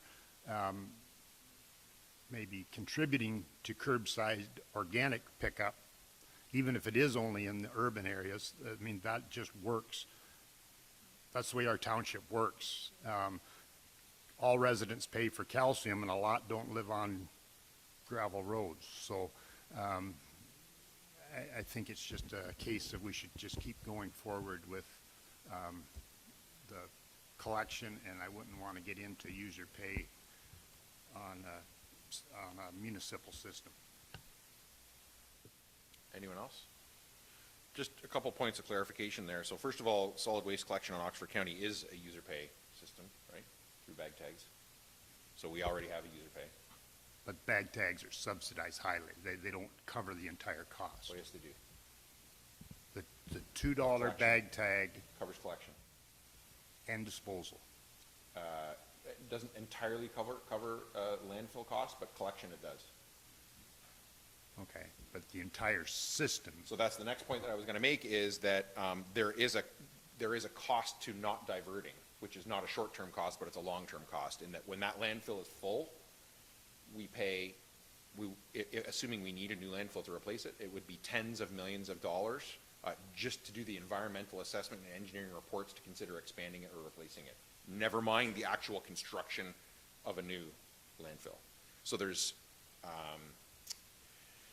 indirect long-term cost recovery in increasing diversion in the short term. But I mean, solid waste collection is a hugely complex issue. But certainly if this council wants to get into that more, Southwest Oxford does their own solid waste collection under contract from the county because they wanted to have unique services there. So it is possible for us to do the same thing. Part of the reasons that Southwest Oxford did that I would suggest, not, obviously I can't speak on their behalf, but I would suggest that one of the main reasons they did that was they wanted to have significantly reduced environmental impact. I think they've also realized, frankly, some cost savings in doing it that way as well. I'm sure Diane could bring us some inside knowledge on how that all came to be.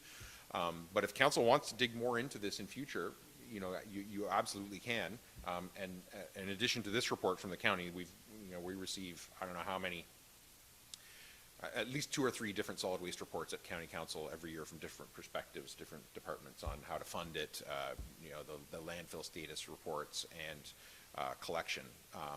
So this is really the tip of the iceberg on solid waste collection and all the environmental and cost ramifications of that. But Paul? Yeah, and the point I was trying to make was not that we do a wholesale change of how we do things, but just that what I kind of got out of the report was they were looking at ways to reduce waste, and based on the breakdown between rural and urban, I think what I'm trying to say is that the emphasis, you would get more impact if the emphasis is on urban, especially apartment buildings and places like that, as opposed to the rural, where we're doing better than the people in town. And it's obvious we have more options of how to get rid of our garbage rather than putting it out at the end of the road. And so that was just, I'm not want to start a revolution in the garbage collection business. That's what I got out of this report, and I just wanted to make that point. So. Anyone else? Katie? Yeah, early in this term of council, the concept of how full I think in dealing with the Walker landfill proposal, looking at our own landfill and where we were in terms of how full it was and what was going into it, and looking at, like, man, what if we just gave everybody a green cone, and how much we could reduce by just everyone having that green cone in their backyard. And what I've watched is, you know, some residents have put the green cones and composters in and then turned around and taken them out. And I think if we are, you know, doing as our policy directs to preserve our prime agricultural resources and build up our density in our settlement areas, as a, you know, it's more cost effective for our infrastructure, and it helps reduce that pressure on our farmland. Things like the backyard composters and green cones become less feasible in the more tightly compact we become.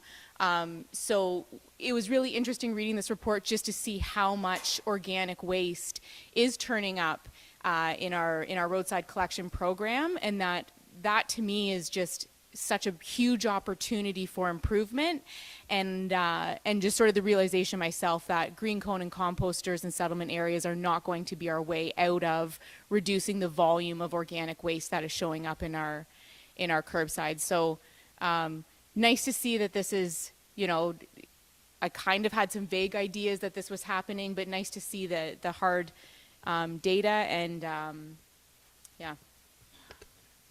I wouldn't want the job of going through those garbage bags, though, to do this. I'm really, really grateful for staff. So, if there's nothing else on it, then I'll move by Forbes, seconded by Grigg, that items 11A through D be received and filed for information purposes only. Oh, sorry, Paul. I had a question about C, about the road service review. And basically, I read through that, and what I got out of it was that the status quo plus and the option 1 seem to be only impact the service deliveries on county roads in Woodstock, Ingersoll, and Tillsonburg. And it didn't seem likely that options 2 and 3, which were downloading I think option 2 is downloading the maintenance of the roads, and option 3 is downloading the roads totally, that they would become our property and our problem. They don't seem to be unlikely to be adopted. So just what impact does this report have on Zorra, if any at all? So the short answer is none, because county council defeated doing anything with it at all. It wasn't a recorded vote, but if memory serves, it was 9-1. I was the one. So short answer is no impact whatsoever. That's not to say that, any area municipality might not choose to do some version of this or have its own conversations with the county about it. I think,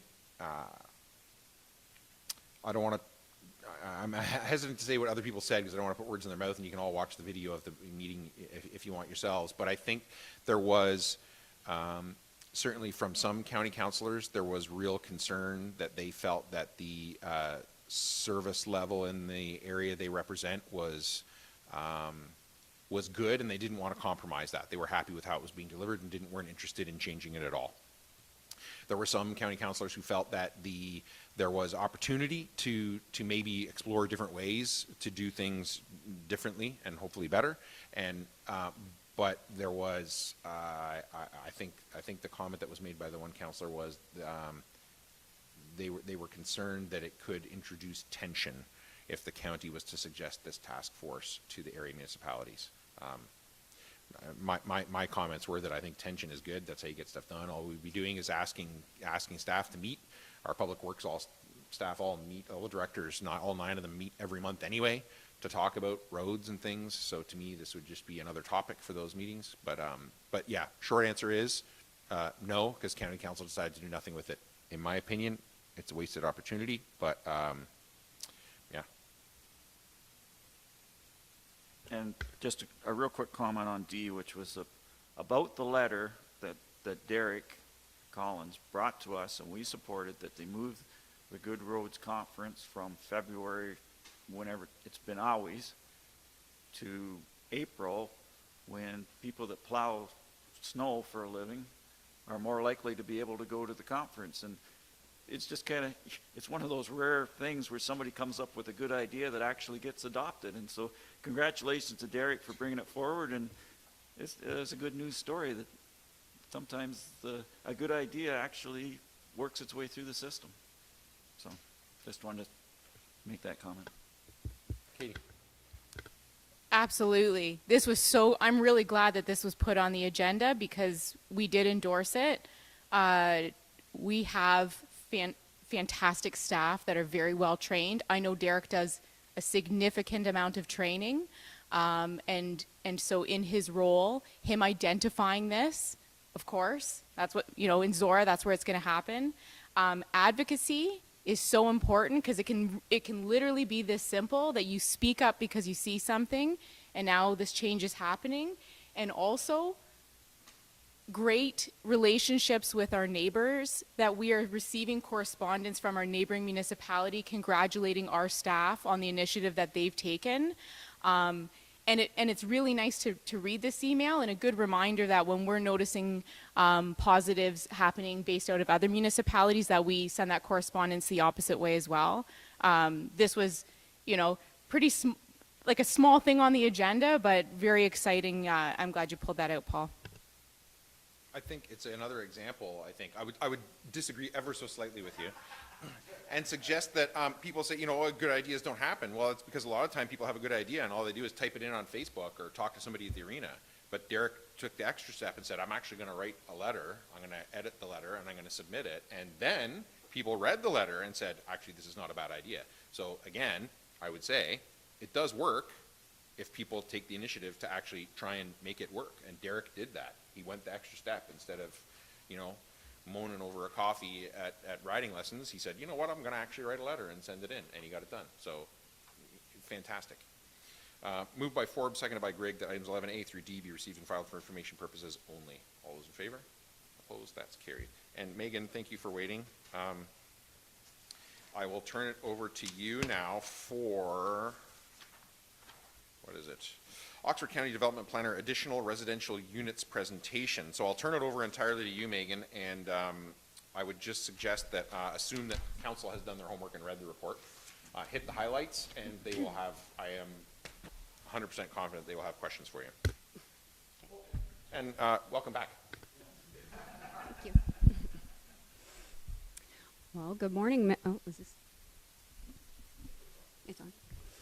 Good morning, members of council, staff, and members of the public that may be listening online, I guess. Thank you for this opportunity to provide an overview of draft proposed official plan policies to implement additional residential units in the rural townships. We are currently consulting with township councils and the public regarding the draft policies, which are provided in the agenda package. And a draft zoning template was also prepared to illustrate how the policies can be implemented in the township. Although that we anticipate there will be some differences across townships based on different service levels and other constraints. So what is an ARU? Additional residential units are self-contained dwelling units. They can be within a house or in a detached structure on the same property, but there are many different terms floating around, but we've decided to use the term that's actually referred to in the Planning Act. For Oxford County, we have a definition of ARU that was approved by County Council through amendments to permit ARUs in the city of Woodstock, so that was already approved and in the OP. The key components of this definition are that ARUs can be in a dwelling and in an ancillary structure and are intended to be subordinate to the principal dwelling. So in the rural townships of Oxford, there are a variety of different contexts. There's service villages, and rural clusters, and there's rural residential lots and agricultural lots. And the draft policies have been organized around these different contexts. Firstly, in service villages that have municipal water and wastewater services, the draft policies propose to allow up to 2 ARUs per lot, so 1 in a principal dwelling and 1 in an ancillary structure, subject to adequate servicing capacity and other detailed development criteria, which we'll talk about later. In the rural clusters and villages, which are generally not serviced, although some have municipal drinking water supply only, the draft policies propose to allow 1 ARU per lot, subject to adequate municipal water capacity where applicable and adequate private wastewater disposal, and then some other development criteria. And on rural residential and agricultural lots, the draft policies propose up to 2 ARUs per lot. And for farms, it's proposed that approval from the Township Committee of Adjustment be required in order to confirm the location of any detached ARU would not create adverse impacts to agricultural lands on the property or adjacent properties. So that would be the only approval process that we're proposing is for detached ARUs on farms.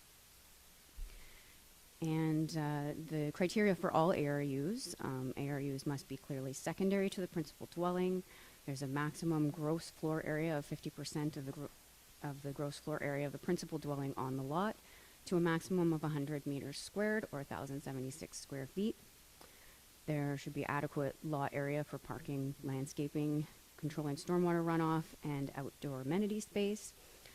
The units shall share a driveway and parking area with the principal dwelling, so no new driveways. And that there be adequate access for occupants and emergency response. So many of these policy criteria can be addressed through retaining or slightly amending existing zoning provisions, township zoning provisions that apply to residential development, such as maximum lot coverage, yards and setbacks, maximum building height, and then the regulations for accessory structures for the detached ARUs. And then for detached ARUs, we have some other criteria, just that the structure be located to the rear or side of the principal dwelling, and that impacts to adjacent dwellings, properties are minimized. On a farm, we're suggesting a maximum distance from the principal dwelling to limit impacts to agricultural lands and adjacent operations, and that they must meet MDS requirements. And then some other matters that are towards the end of the policies are that townships may require site plan control. This is discretionary, but needs to be included in the OP to allow townships to do it. We're discouraging site-specific zone change applications in zones that were not included in townships' comprehensive review of their zoning bylaw. So if the township decides to not permit ARUs in, for example, the agribusiness zone, which does have some ancillary residential uses, but isn't the prime use of the property, that site-specific applications don't come in after the fact, and that ARUs cannot be severed from the principal dwelling, so particularly applicable on the farms. But this policy has been threaded throughout the agricultural policies and then the sections that you have before you today. And we've also proposed to revise the garden suite policies to permit garden suites up to 20 years as permitted by the Planning Act. We're just catching up. It's a housekeeping amendment. Garden suites, we're not proposing any other changes to the garden suite policies.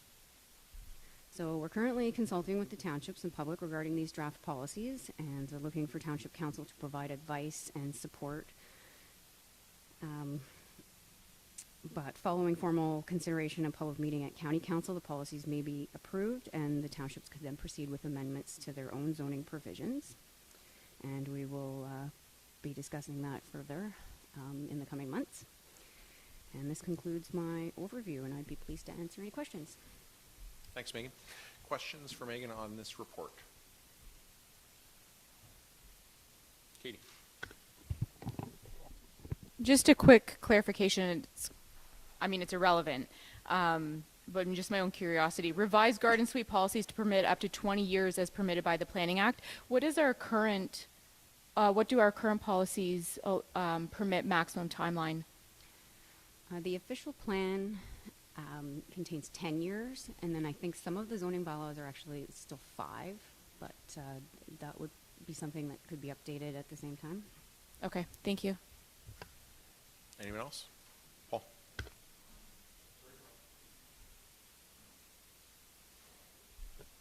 I'd like to go back to the Oxford official plan, Megan, 4.2.2.2, which is page 107 of our agenda.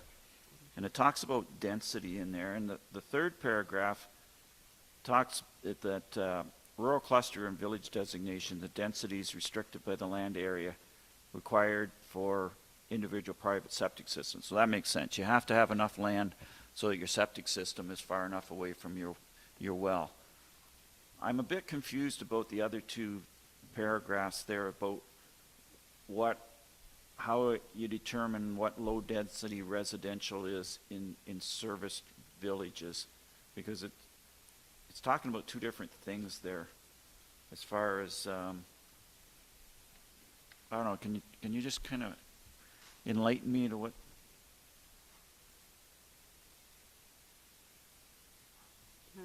The second paragraph talks about overall net residential density, and the first paragraph is about net residential density for an individual development. And they're two different numbers. One individual development is 9 units per acre, and overall is 6 units per acre. So I don't know if you can enlighten me on that at all. Just for clarification here, where are we at on is this in the? No, this is in the Oxford official plan, which is part of the presentation. Not part. It was part of the reference, but not in given. the. Okay. Okay. Is it in a page on the report? Yeah, it's page 107 of our agenda. Oh. In the bottom right, yeah. Page whatever of 11? Yeah, of Megan's report? Are you on report number CP 2022-286? No? I'm on the Oxford official plan. That's, the whole official plan? Yeah. Oh. Which was included with it. If it's outside the No. what we want to talk about No, here. no, it's not. But we've talked, well, we've talked about low density, middle density, and high density. I'm just curious how. No, I think everybody's just trying to find it, so we can find the exact. It's page 107 of our agenda. 4.2-5 or 4.2-6 or. Whoops. Page 6.2-4. Okay. What is at the bottom of that page? Okay, so the section where it says street oriented, right 6.2.2.1.1 street oriented infill. It's in the margin, it says density. Okay, got it. That what Don's got up there? Or is that Don? I don't know who's got Yep. that up there. Yep. Okay. Okay. So, now that we've all found it, what's your question for Megan? Okay, so the third paragraph makes sense. I understand that, but the first paragraph talks about low-density maximums per individual development, which is 9 units per acre. But then in the second paragraph, it talks about overall residential density throughout each of the service villages, which is 6 units per acre. So I don't understand what the difference is.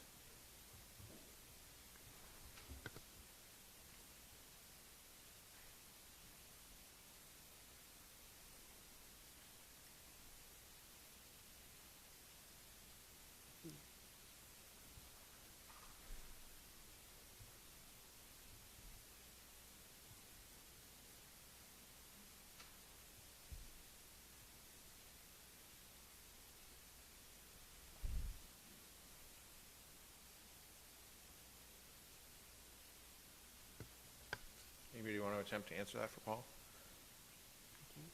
Yeah, through the mayor to Paul, it actually just provides, it's listed in 2 paragraphs, but it's a minimum and a maximum. Yeah. So the first paragraph is the maximum, and then the second paragraph is the minimum. I think those both, apply to the service village designation. But in terms of the ARUs, so as part of the amendments to the City of Woodstock policies, there was also a new definition of net residential density put in, or amended definition, and it just clarified that ARUs don't count towards the density. So it's a separate, it's not really part of what we're doing. We're not proposing any changes to that. Okay, so that's the difference. One's a minimum, one's a maximum. Okay, I should have read that closer. Apologize. I mean, it could be one paragraph that says, shall be between 15 and 22 units.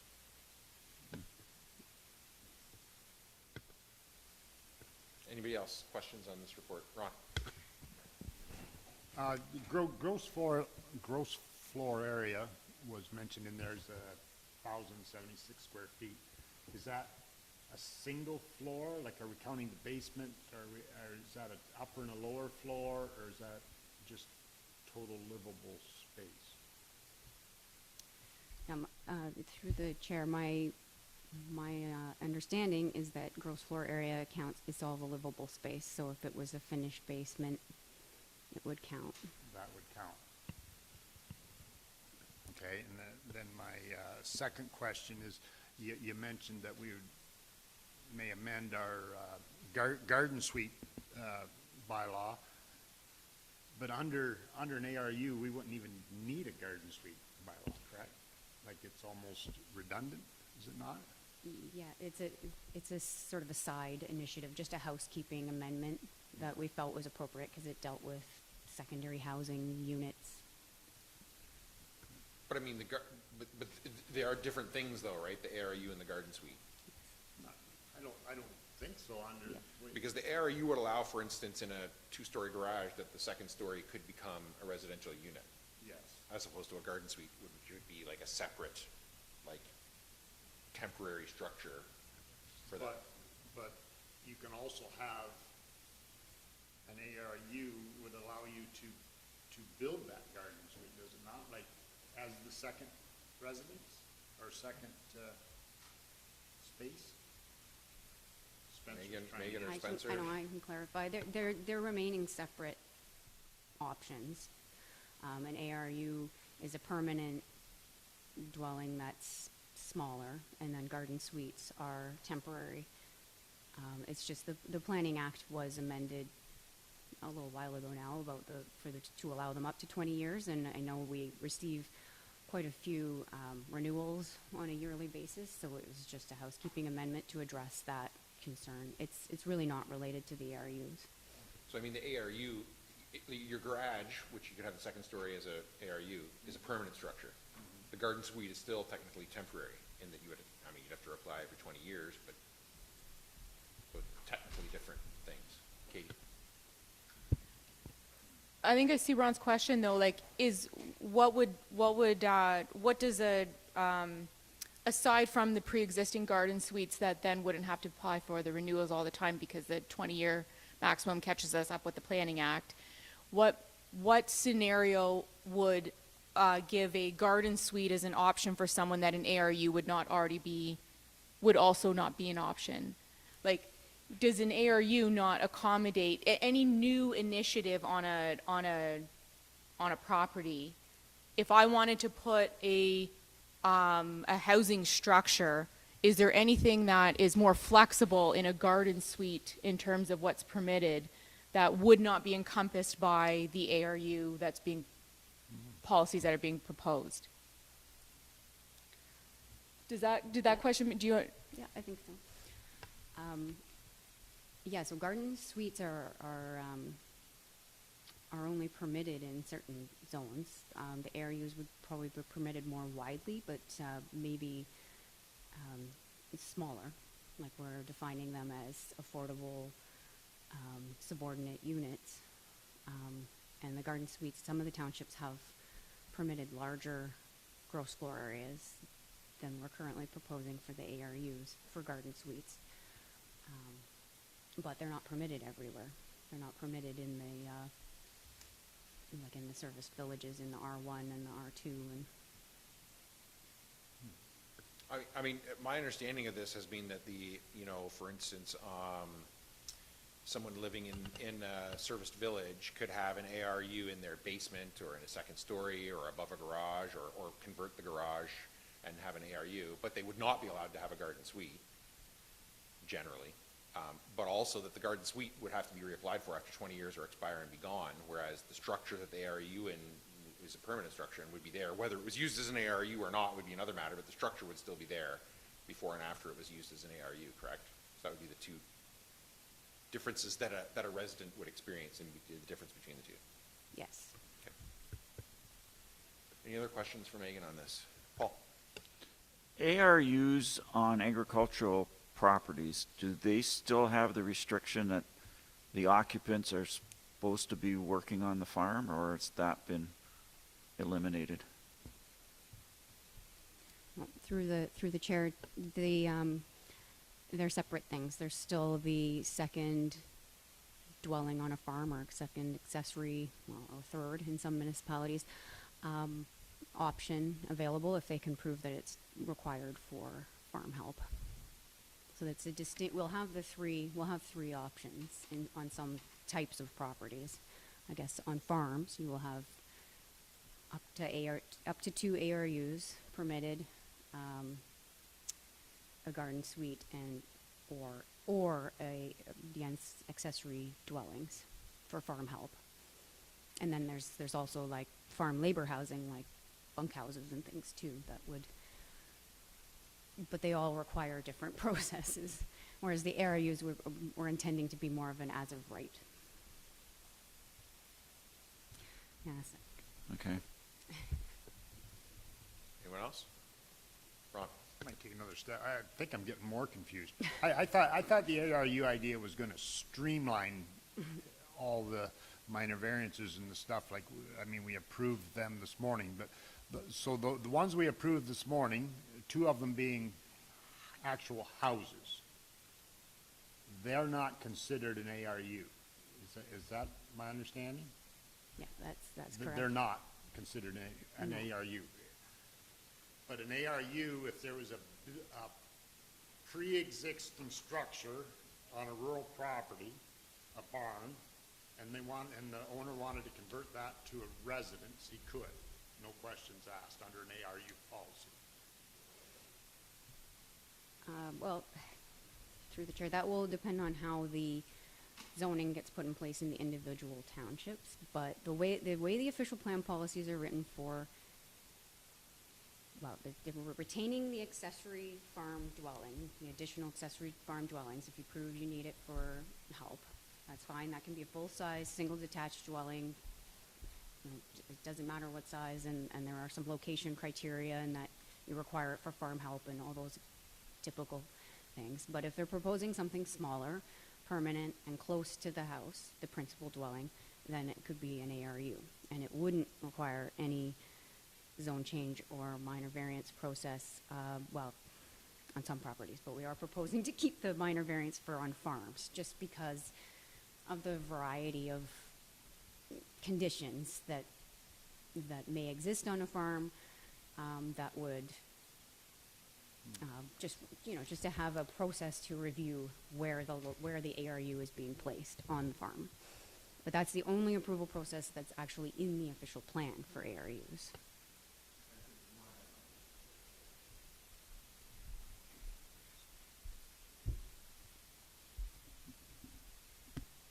Is that working? Yeah, through you, Mr. Mayor, a couple of things to point out. With the ARU and some of the examples this morning, for example, one was quite clearly a garden suite. It was for temporary farm workers. The owner indicated they may need it for 10 years. So they would still, even once the ARU policies are in place, they would still be applying for a garden suite. They're not interested in an ARU. However, anybody in Zorra, if they have an existing garage or something on their farm or in a settlement, could say, I want to put in a loft apartment. That does not need to be somebody who works on the farm or helps with the business necessarily. Could be rented to anybody. So that's one of the distinctions. I think as a result of these policies coming in, we will see a lot fewer applications for garden suites because people will contemplate more building something permanent in nature within the existing structure they have or the existing dwelling they have. Another example that I would refer council to might be the Wallace application in Lakeside that was looked at earlier this year. The only issue I could see with that not qualifying as an ARU would be the proximity to the principal dwelling. Other than that, it met all the criteria and would be a good example that you can all reference as an ARU. There may be some criteria that requires it to be 20 or 30 meters from the principal dwelling, but if there's flexibility put in place and it still remains in the same general cluster, same envelope, as council was referred to this morning with a different application, you can refer to plate 3 in that general area. I think that the ability is in place for those types of opportunities to emerge as ARU in the form of an additional residential unit.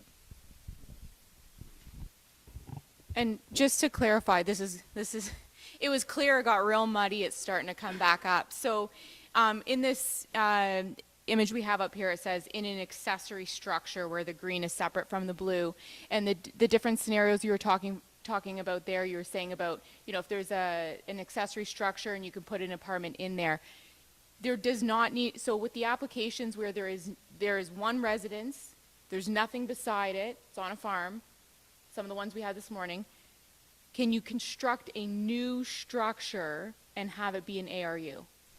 Yes, you can. It does not have to be a conversion of an existing separate structure. A brand new structure, as long as it's compliant with close proximity, doesn't exceed the square footage, that would fall under what would be permitted within ARU. Yes, that's correct. And as Megan pointed out in her presentation, some other terms are like tiny homes, for example. So if you envision it that way, it's subordinate to the principal dwelling. So it's a separate dwelling entirely, but it is clearly secondary to the principal dwelling. It's smaller. So that's where those additional terms it's important to note those because they are all one and the same. We're talking about the same thing here. Okay. That's really great because I think some of the loopholes that residents have found is, sometimes you get more success building an accessory structure and then later trying to figure out how to get people living in it, and that's something that we have been challenged with. So it's great to hear that reflective in our policies. We're actually just, permitting what it is that's going to be, beneficial and safe and not compromise the agriculture operation and not just create additional steps that, we already know people will go through. So thank you. Just want to make a comment. We've focused primarily in the discussion here around agricultural properties and garden suites and stuff, but I want to be crystal clear here. This would be permitted in serviced villages as well. So somebody who has an attached or unattached garage in the village of Embro could convert that entire garage or portion of that garage to an additional residential unit. I mean, they have to comply with building code in terms of access and fire and everything like that, but that's the intention here. So we're not just talking about additional structures on agricultural parcels, but this would be allowed on any property that allows residential, correct me if I'm wrong, but any property that allows residential development would theoretically allow in all these models, under different provisions of the low zoning bylaw and an additional residential unit in those different ways. So just wanted to make sure that was clear. Anybody else? Ron? So, when we are talking about an accessory structure, an existing accessory structure, if that structure has to be, or currently is 1,200 square feet or 1,300, then that's a minor variance issue at that point to apply the ARU?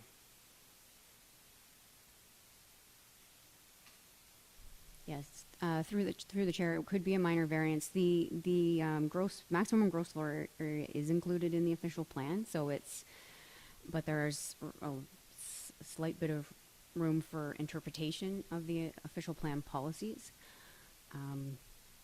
But it would have to be minor and meet the other criteria in the official plan. Steve? Not a question, just a comment. I think this is a tremendous idea. I think it's going to really help out in keeping us from losing more farmland and expanding out the land. And if somebody's got a larger lot or something they're not using, maybe it's crass, it's legalizing the granny flat. I don't see anything wrong with that. I think it's tremendous. Anyone else? Moved by Mitchell, seconded by McDonald, that the Council of the Township of Zorra receive report CP 2022-286, and that the Council of the Township of Zorra advise County Council that the Township supports the proposed draft official plan policies to implement additional residential units in the rural townships, and that County Planning staff proceed with finalizing the consultation draft of the official plan policies based on consideration of the comments received, and initiating the formal official plan amendment process and related public and agency consultation. And that the Council of the Township of Zorra directs Township staff to proceed with initiating amendments to the Township zoning bylaw following approval of the official plan amendment by County Council. Paul is the mover. Did you want to speak to that? No. For a change, no. Steve is the seconder. I just said I think it's a tremendous idea. Anyone else? I've been very supportive of this at County Council, very supportive of it here. I would like, going forward, what I'm hoping we're going to see is something that's, extremely permissive and by right and really lowers the bar to people actually getting this done without having to go through any kind of, minor variances wherever possible, and that we get it done as soon as possible for the reasons that Steve said, but also in a more recent context, there's just not enough rental units out there, and there's people who leave our communities because they can't afford to, they can't find a home here, and then they go somewhere else, and then we don't get them back, and a lot of time they don't want to go. So I think this is an extremely good thing. It allows people to use their property in a more flexible way, which we should be looking for opportunities to do all the time. So, all those in favor? Opposed? That is carried. Good news story. Thank you very much for that, Megan. And Spencer. And 11:30, Christine, thank you for waiting. Sorry. And good to see you in person. I feel honored. You came virtually to County Council, but you come in person to Zorra, so that's nice. Yeah.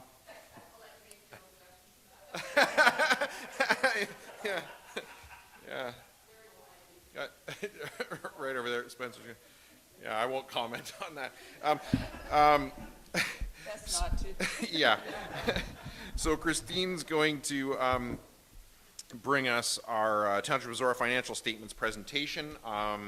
As always, I suggest that you assume that council has done their homework and read the report. Okay. Get your highlights as you are required to do. Okay. And we'll ask you questions. Thank you. Okay, super. Thank you very much. So you do have the draft financial statements in your package. It is for the year ended December 31st, 2021. They are draft at this point, and I'll remind council that under the Canadian auditing standards, it's those charged with governance, which would be this council. Once you approve these statements, then they become final. So that's why they're dated as of today's date. And I'll also start out by thanking the treasurer. It's difficult to provide working papers on a year that you really weren't here for most of it. And so just want to thank her and her staff for making this a fairly smooth audit as well. We're still dealing with all the COVID issues, so it makes it interesting to audit for sure. All right, I will go through the statements and just do a major highlight, and if there's any specific questions, please don't hesitate to ask me. So it's been a very active year for the township. A couple things have happened. I'm on the balance sheet, sorry, who's ever got the... So a lot of changes. So we've gone, at the end of 2020, we had committed to doing the new facility, maintenance facility, and now obviously that's in progress.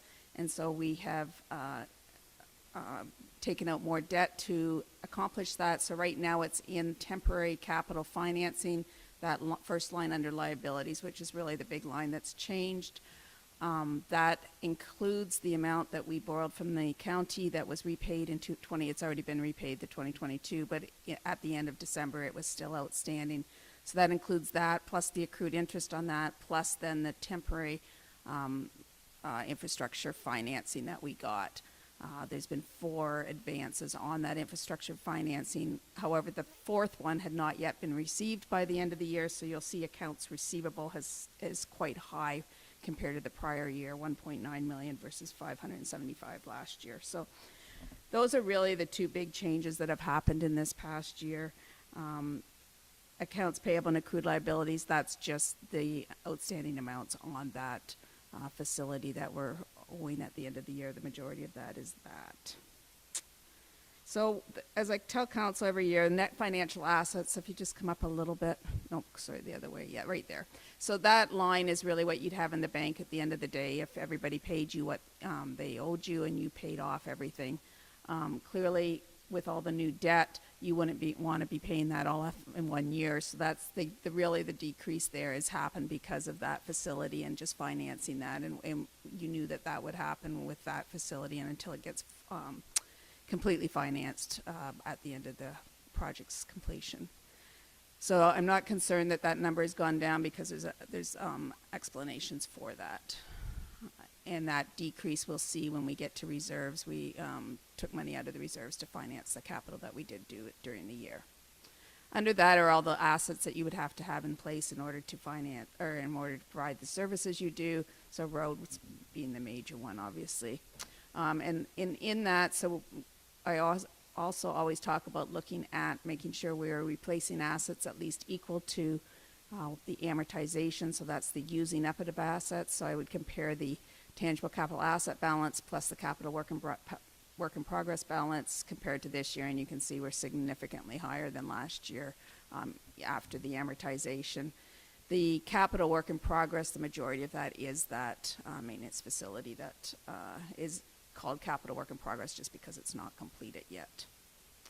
Coming down at the end of the year of total accumulated surplus of 44 million versus just under 40 million last year, and really the amount of that new facility at the end of the year was about 4 million, so it really does affect a lot of the numbers on the financial statements. Any questions on that statement at all? All right, we'll move on. So the next statement is the consolidated statement of operations and accumulated surplus, comparing the budget of 2021 with the actual 2021 and then the actual 2020.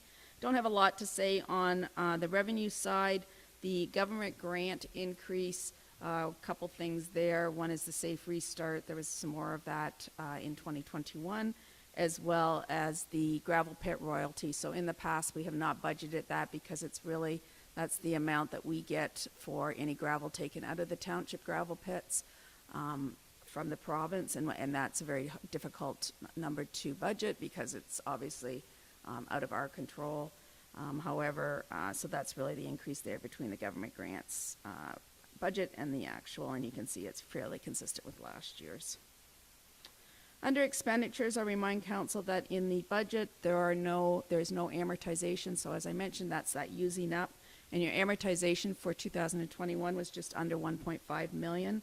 So really the overall expenditures versus last year and the budget is from from the budget is that 1.5 million, and then the increase from last year is really, we were just able to do more activities in 2021 versus 2020 because of all the restrictions on COVID, recreation being the main one that I think of, as well as just training and ability to get out on the roads and get a lot of the work done that needed to be done there.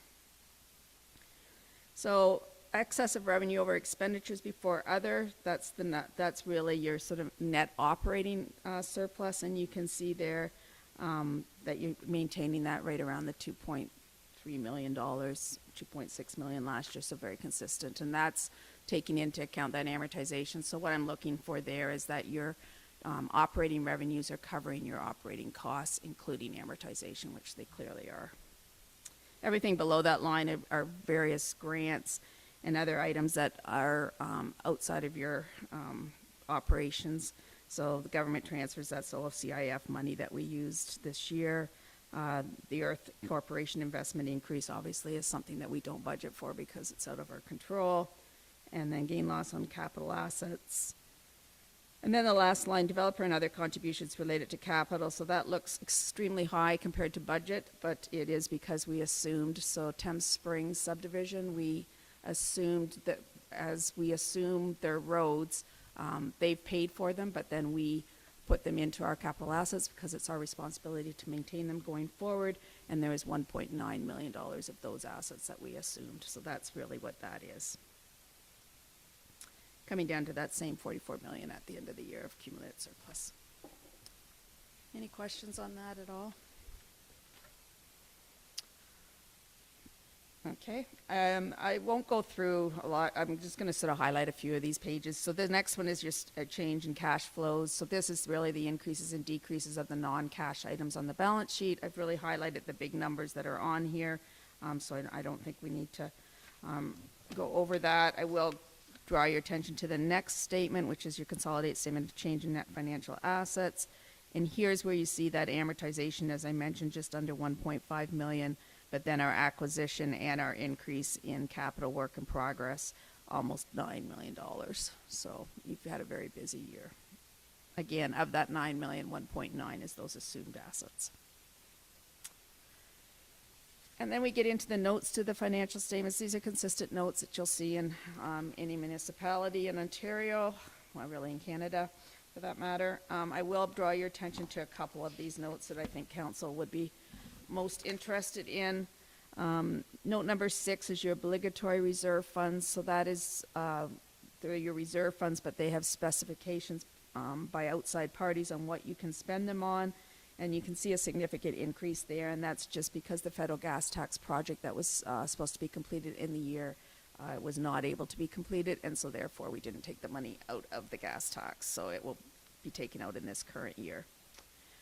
As far as long-term liabilities in the next note, there are no new long-term liabilities in 2021. Obviously, we do have that financing debt that will turn into a long-term liability once the project on the maintenance facility is completed.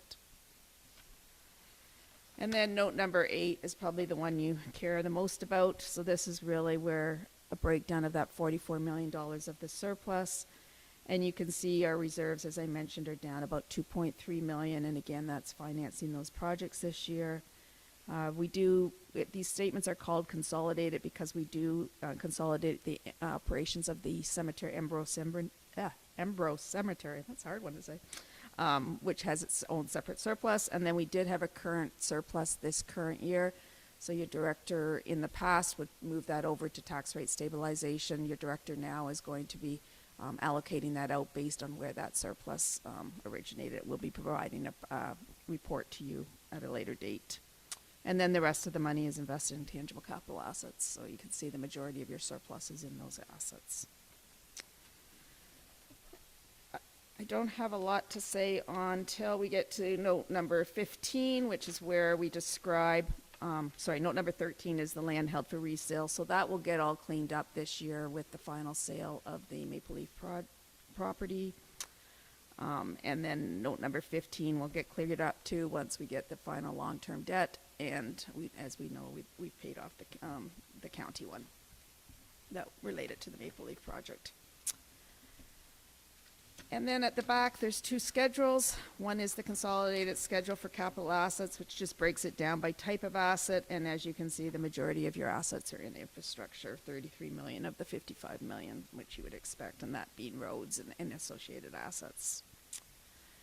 And then the last schedule is one that's required in order to bring your financial statements into the functions that the FIR has filed with the province. So breaking those down, and then this is the segue between these financial statements and what we provide the province under the FIR. You also have a trust fund financial statement in your package. I won't go over that other than to say that that's the trust fund for the Embro Cemetery. So as you're aware, a portion of the money that gets received for the plot sales is put into care and maintenance for perpetual care going forward. And that just, so all the increase and any interest earned on that fund is transferred back over to the township to be used for maintenance on that cemetery as per the rules of the Ontario Cemeteries Act.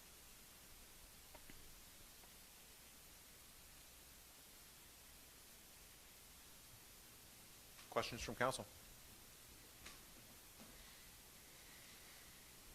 Not seeing Don't make this too easy on me. Yeah. I'm Well, coming they're in at the end of the meeting, aren't I? It's not all bad for me. You never know, it ain't over yet.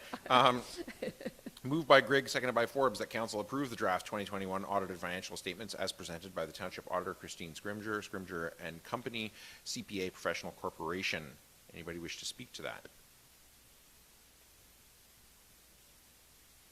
Maybe it is that easy. The only comment I would have is both to you, Christine, and to Diane, in that yes, it was a year where new director of finance comes in, and I'm sure that was challenging for both of you. But yeah, work still got done. The balance sheets look good. Certainly, we're meeting all the transparency and accountability requirements, which is the main point of this report. So thank you to both of you. And the whole finance department, frankly, too, on getting this done for us. It's always, I'm not going to pretend that the financials and certainly the level of detail in this report is a strength of mine. Hence why we have Diane. but it is always a relief to me when I get this every year and read through it and see that yes, we are dotting the I's, we're crossing the T's, we're doing it right, we're reporting it properly. Is a great relief to me. So thank you for that. Anybody else? All those in favor? Opposed? That's carried. Great. Thank you. Thank you. Have a great summer, everyone. Yeah, you too. And what I have now is bylaws, confirmatory, and adjournment. You're good, Karen? I'll do bylaws, and then we'll do items of community interest in the calendar. So, moved by Grigg, seconded by Forbes, that bylaws 45-22, 46-22, 47-22, 48-22, and 49-22 be taken as read a first, second, and third time and finally passed, and further that the mayor and clerk are hereby authorized to sign the same and affix the corporate seal thereto. All those in favor? Opposed? That is carried. And items of community interest. So tomorrow, Brown's barbecue, chicken dinner. I think if you haven't, I don't know if you haven't got tickets, I think it's maybe too late. I'm not sure. Yeah, I'm not really sure. I should have asked. Is there, Steve? Do you know if there is? I have in my calendar there's an Ember Legion brunch on Sunday. Do you know if that's really happening or not? Yeah. Okay. And Knox United in Embro on Sundays having a food truck festival. And what else? Hack a meeting on Monday, is that right? Yeah. Okay. Do you know if that's in person or now or combined? Okay, hybrid. It's combined. Okay. Last meeting was actually more people in person than on Zoom for the first time. Yeah. Which was nice. County Council next Wednesday. Paul? Next Sunday, the Maple Grove Christian Campground, which is on the outskirts of Thamesford, is celebrating their 75th anniversary, and I'm bringing greetings from the township. Thank you for that. And then we're back here for Zorra Special Council meeting on the 21st. Is what I've got then. Did I miss anything? Katie? We just have a multi-use courts on Tuesday. This Tuesday? The 12th, yeah. The 12th. Okay. All right. Anything else? Steve? The Umbro Highland Games had their biggest crowd ever. It was Nice. an incredible success this year. Great. It was certainly fun. All right, then. Moved by Forbes, seconded by Grigg, that bylaw 50-22, being a bylaw to confirm the proceedings of council held July 6, 2022, be read a first, second, and third time this July 6, 2022, and further that the mayor and clerk are hereby authorized to sign the same and affix the corporate seal thereto. All those in favor? Opposed? That is carried.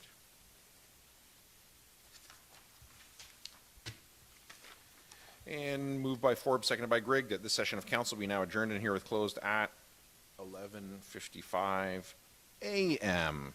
And a special meeting of council be called for July 21st, 2022 at 9 a.m. in the council chambers at the Township Municipal Office. All those in favor?